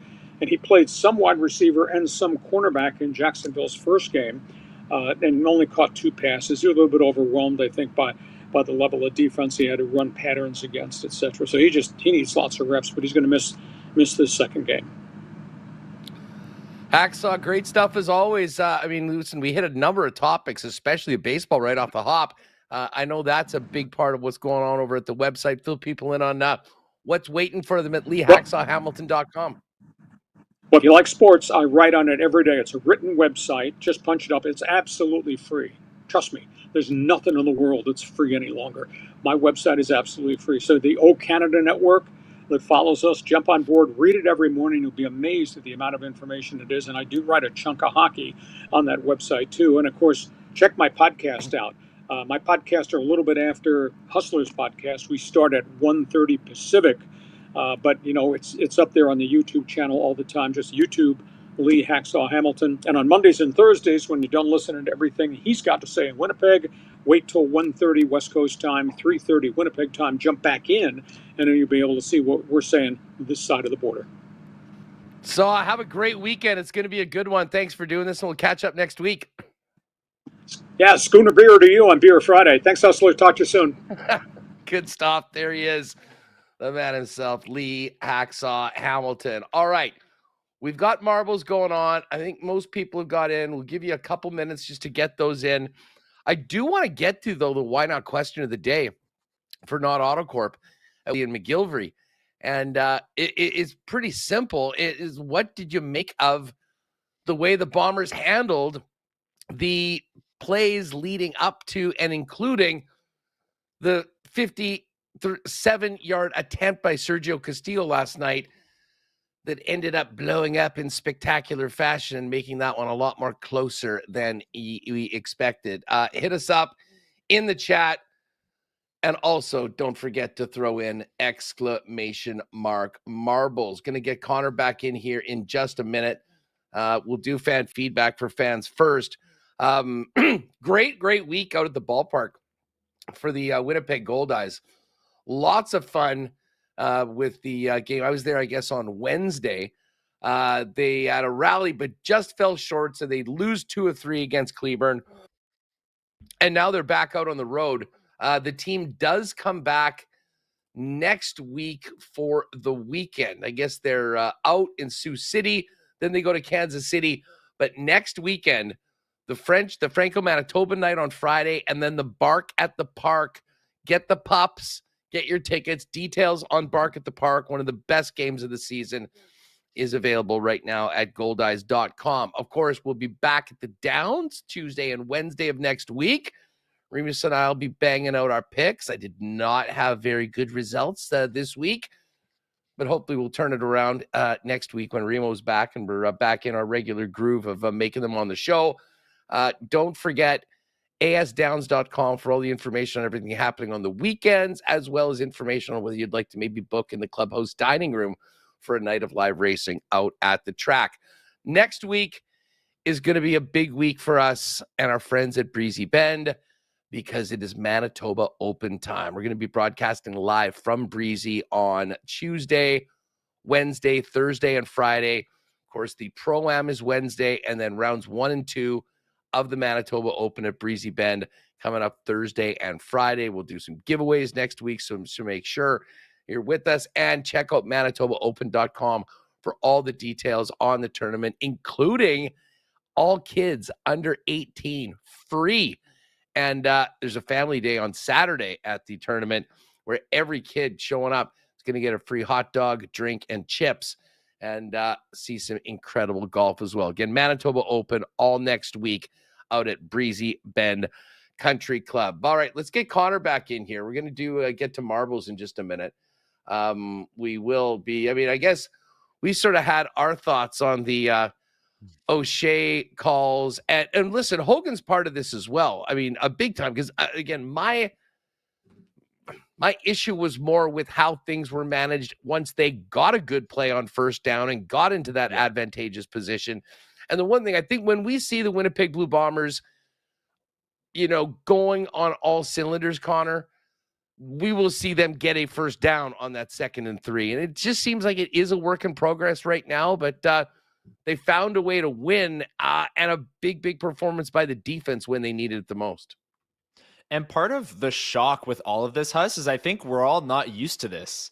For the past 5-6 years, we have been used to the Bombers just icing the game on 2nd and 3 because they just run it and they were so dominant and so good that they'd get it. And then they would kneel the clock out, and that would be the end of the game. And it'd be a very quiet, stress-free ending. But now this year's Bombers team isn't quite the best team in the West. At least they haven't been through the first 10, 11 weeks here.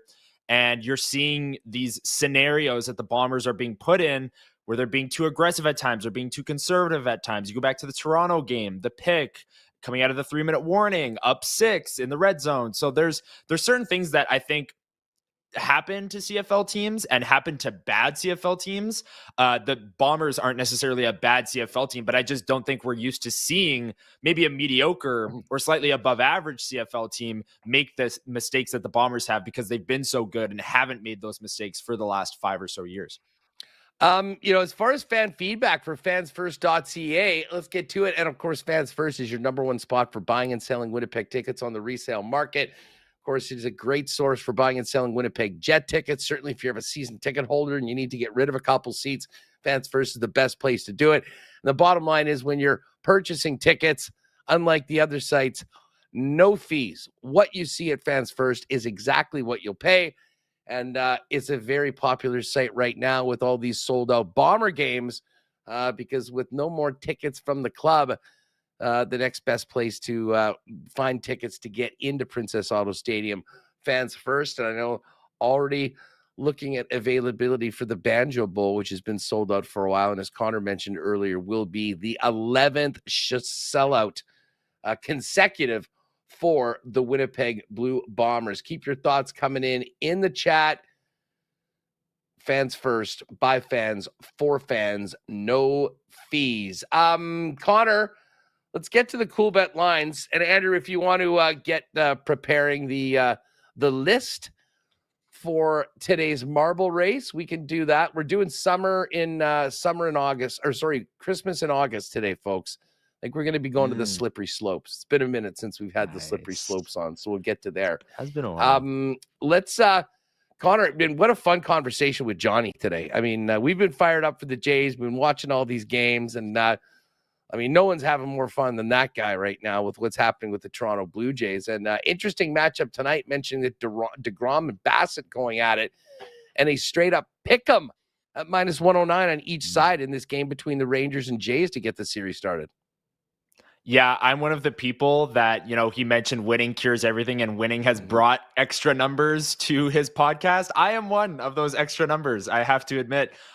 Johnny and the Gate 14 podcast has been such a fun watch for me this year, especially with the Jays being good and me being into baseball more. I'm not typically into the Jays as much as I am this year, especially since they're, the best team in the AL, at least right now. And yeah, the way he carries himself on Twitter, dunking on Yankees fans, all of those things are a welcome sight to a casual Blue Jays fan like myself. But I'm excited for this series. Hopefully the Jays can keep it rolling here. And coming off that 2-1 win to end the series against the Cubs with Vladdy hitting a 2-run shot, seems like there's some positive momentum rolling with the Jays right now. So looking forward to the games over the weekend here. All right. Let's get to the CFL lines. And this is interesting tonight. I was really surprised that the line moved the way that it did. It opened up at 1.5 for Edmonton. The Elks are now a 3-point favorite against the Toronto Argonauts. And Connor, I am of the opinion that the Edmonton Elks should not be favored by 3 points against anybody right now. I know the Argos have looked bad lately. I think that they've got something for tonight. I think they'll respond well, and I'm going to be on the +3 for Toronto, and also sort of considering maybe hitting that money line at +135. Tomorrow, Saskatchewan is 3.5-point favorites against the Hamilton Tiger Cats in the early game. And as we expected, we have seen line movement in BC and Montreal. It was 4.5. It is now -7. But because we didn't put the Bombers Redblacks game on our CFL 110 parlay, it is still up. We got a nice boost. It is Toronto Argos +1.5. Again, we made this bet and we put this together earlier in the week. So a little bit of a worse number on Toronto. Saskatchewan -3.5. And the BC Lions -4.5 as opposed to the 7 right now. If you put that in yourself, it would be +543. It is boosted to +632. So if you want to ride with us on that, get into the combos right at the top of the page. There's some other great stuff for UFC on the weekend, as well as a little bit of NFL ahead of the season as well. We do have a super boost tonight. Tennessee to beat the Falcons in the NFL preseason, and Vladdy to get a hit. That's boosted up to +168. And for you footy fans, just realized that the Premier League gets going today. They do have futures for the upcoming season. You want to bet who's getting relegated this year? Now's the time to do that. It's all over at coolbet.com. And for those of you that maybe joined a little bit late for the marble race, you still have time to get in entries and win a trip with me and the gang for the 1930 crew to Labor Day. All you need to do is screen cap any bet at CoolBet of $10 or more. Send it in along with your CoolBet username and your contact info.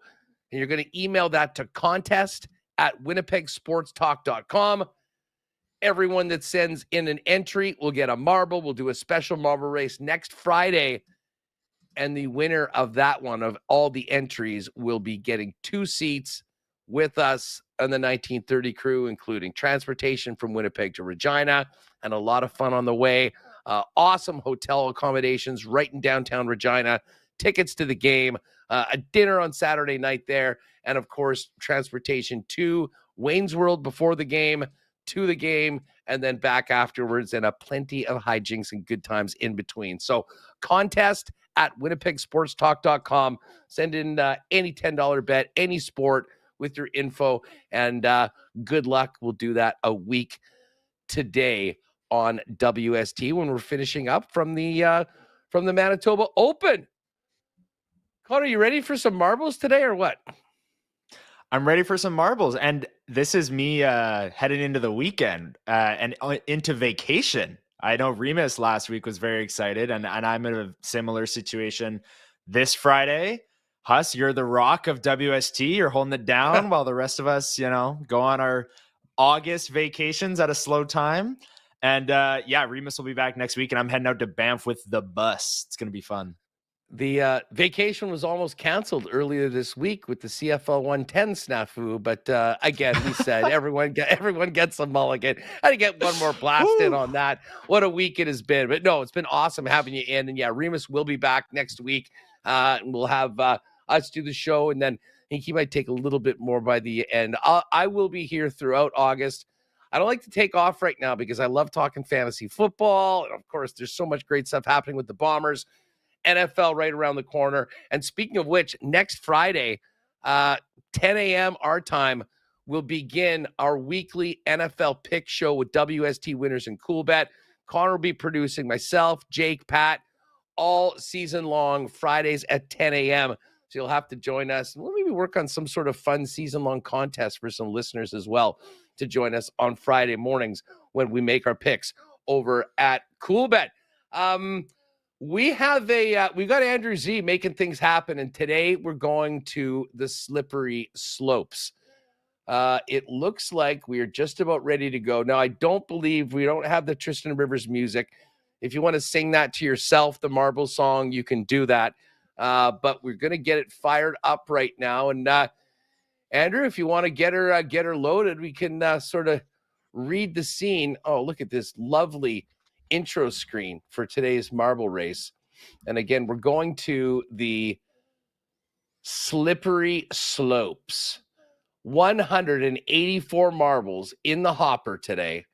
And of course, shout out to our friends at Shipham and Associates for the WST marbles hoodies that go to champions and winners on Friday afternoon.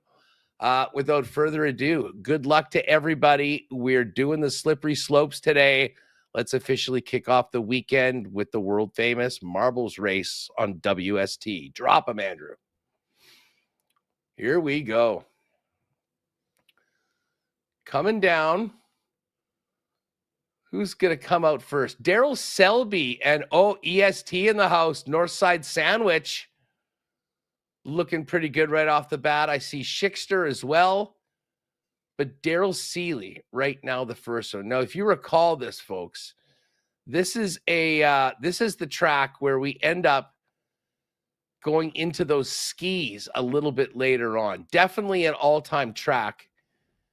We're going to be coming down here into the funnel, and then we'll start getting into the more complicated versions of today's track. But it does look like the coach, K6000, Andrew, Shane, K6000 actually in first place right now. A Northside Sandwich. We still have yet to have an EST winner. We've had a lot of close calls. We'll see if one of the ESTers can actually make it happen. I'm just going to turn around and get a good spot here to see how things are progressing. Northside Sandwich slightly ahead. Oh, Coach Mike now actually in first place. A little bit of a holdup right now. Who's going to make it now? Coach Mike is in first place. All right, now this is where things are going to get a little tricky. I think these are the slippery slopes. These are the skis that we'll be looking at. And everything does get quite bunched up when all the marbles come in when we get into the ski portion of today's race. But it looks like Jason Moran 74 right now is the first one in. I see Coach Mike popping in right now. A large group of marbles coming in. And again, it really is key to get out of this section first. Like the marbles that come in slippery slopes out of the ski portion of it all. Oh, we just had a few get top rope. Yeah, a lot of marbles in here. This is where you might find yourself on the wrong end of business. Who's going to be coming in first? We will see. But plenty of shrapnel right now, not making it through. Coach Mike's heading back the other way. And now we've got our first marbles that are through. It looks like it's Jason and Shane who are in the mix right now. Jason Moran, first place. Northside Sandwich and Shane Petty are top three right now. Looking to see who will be the first one to get into the bin. Now getting into the big, almost a roller coaster style ski jump here. It is Jason Moran first. Will he make it into the hopper? Yes. There's your winner. And a second place finish for EST. And the Northside Sandwich still waiting. Look at this. Here's Big Uke's going to be top 10. Excellent performances by a couple of our EST friends today. But it is Jason. Let's just make sure I've got this correct here.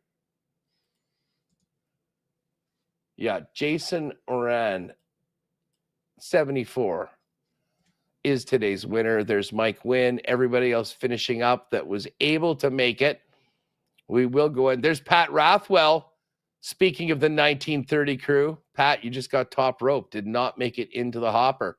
If anyone is interested in getting one of the last seats on the bus, don't forget 1930crew.com is where you'll want to go. You can also go to @the1930crew on all of your socials. Get on that before it is all packed up. Jason Moran, 74159. Congratulations.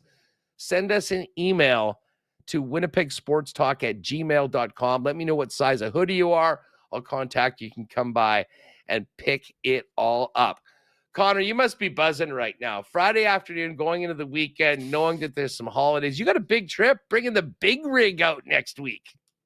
The big rig, Huss. Yes, absolutely. We're going to Banff in the camper. It's going to be an absolute blast. We've done this trip before. We did it pre-COVID. It was like 2019, I believe, was the last time we did it. So that's now 6 summers ago.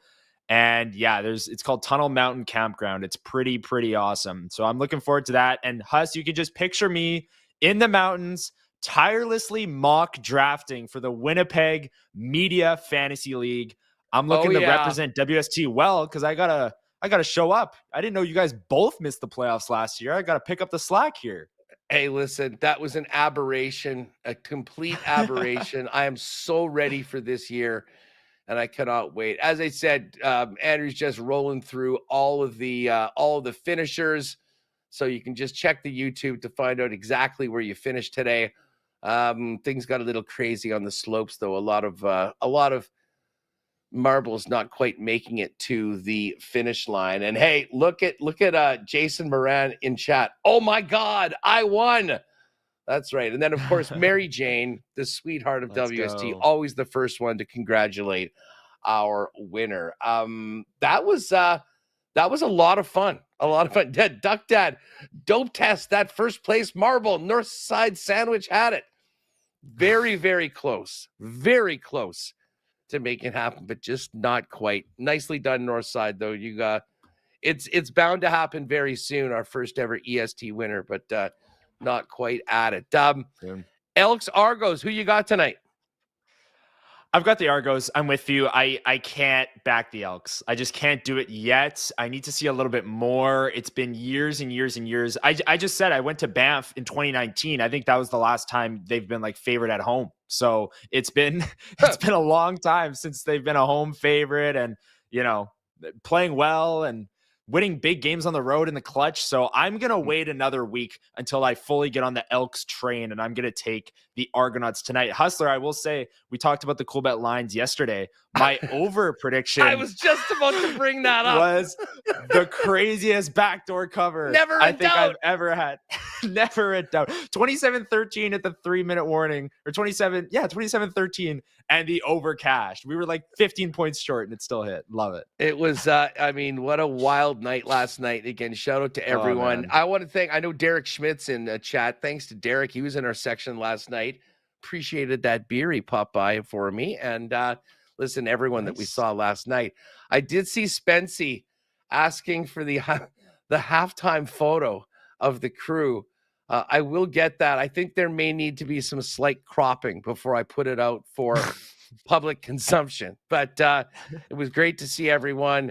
Gretzky with his big hat. Tyson was there. A bunch of my homies. It was so much fun. And the next time we'll be back there is the Banjo Bowl. Yes, the Banjo Bowl is going to be sick. I got to give a shout out to Cam Thang, who's always loyal WST. He sits one row behind me. Me and him watch all the Bomber games together up in 208. So shout out to him and all the other WSTers who are in section 208. We've all been there for this run for the Bombers, like of the last number of years. And my dad had to miss the game last night, and everyone's asking, "Where's your dad? Where's your dad?" So we've all been there long enough to all kind of know each other, and it's a good crew up there up in 208. So shout out to them. Yeah. Hey, listen, Wild Thing should come with us to Regina on the weekend, or the long weekend. He is going. Cam's I think I talked a Grey to him about Cup that. veteran. Yeah, listen, he's not missing that. Yeah, well, okay. As a menu. No, But if you're on the fence, make it happen. Let's do it. I see Schnitzy in the chat. He is ready to go. The 1930 crew is a blast. Yeah, just a couple weeks away from making that trip. Going to be a hell of a way to finish off the summer, and then we'll be a little bent on Monday night, I'm sure, when we have to do the Media Fantasy League draft. But I'm so prepared for NFL season, Connor. I could draft right now if we have to. So I have the wedding that weekend. You guys are going to be, boozing it up all weekend in the 1930 crew. I'll be clear head, sharp picks only, Monday night, 9 p.m., September 1st, ready to dominate this Winnipeg Media Fantasy League and show up for WST. Pick up the slack. He's too unbelievable. Let's do it. Shout out to everybody in chat. Jason Moran, I just said, email winnipegsportstalk@gmail.com. Let me know what your size is, and I'll hit you up next week, and you can find a good time to pop by and pick up your winnings. Congratulations again. T. Conopoli's in chat. Consider yourselves lucky people being able to enjoy all those events. Damn right. Make the most of every day and make the most of this weekend, people. Only got a couple more in the summer before next thing you know, it's going to be a training camp. I did see somebody asking about FanFest. Had a meeting with the Jets yesterday, Really looking forward to dropping details, hopefully later on next week on our games for the WST package. We're on a couple really cool things this year, which we'll let you know about. But for those of you that were asking about FanFest, tickets are going on sale on the 27th of August. So tickets go on sale. I mean, they're free tickets, but there is a limited capacity. So mark that down for those of you that were wondering. 27th of August, FanFest tickets available.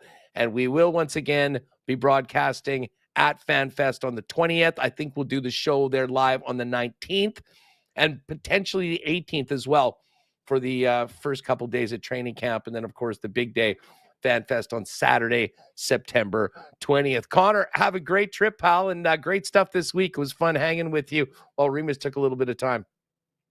Yeah, I always love being on the big show, Huss, talking NFL. We previewed the heck out of that Bomber game, and I don't think at any point we said it was going to go the way it did. It was such a wild game, and breaking it down today, I love it. There's so many angles. So always a blast being on the big show, and I'm sure people are glad to have Remus back next week, and I'll enjoy my time in Banff before we get ready for hockey season and NFL season. The best time of the year. I'm glad you made it out to Breezy this week because we'll miss you next week, but it is going to be a really fun week for us.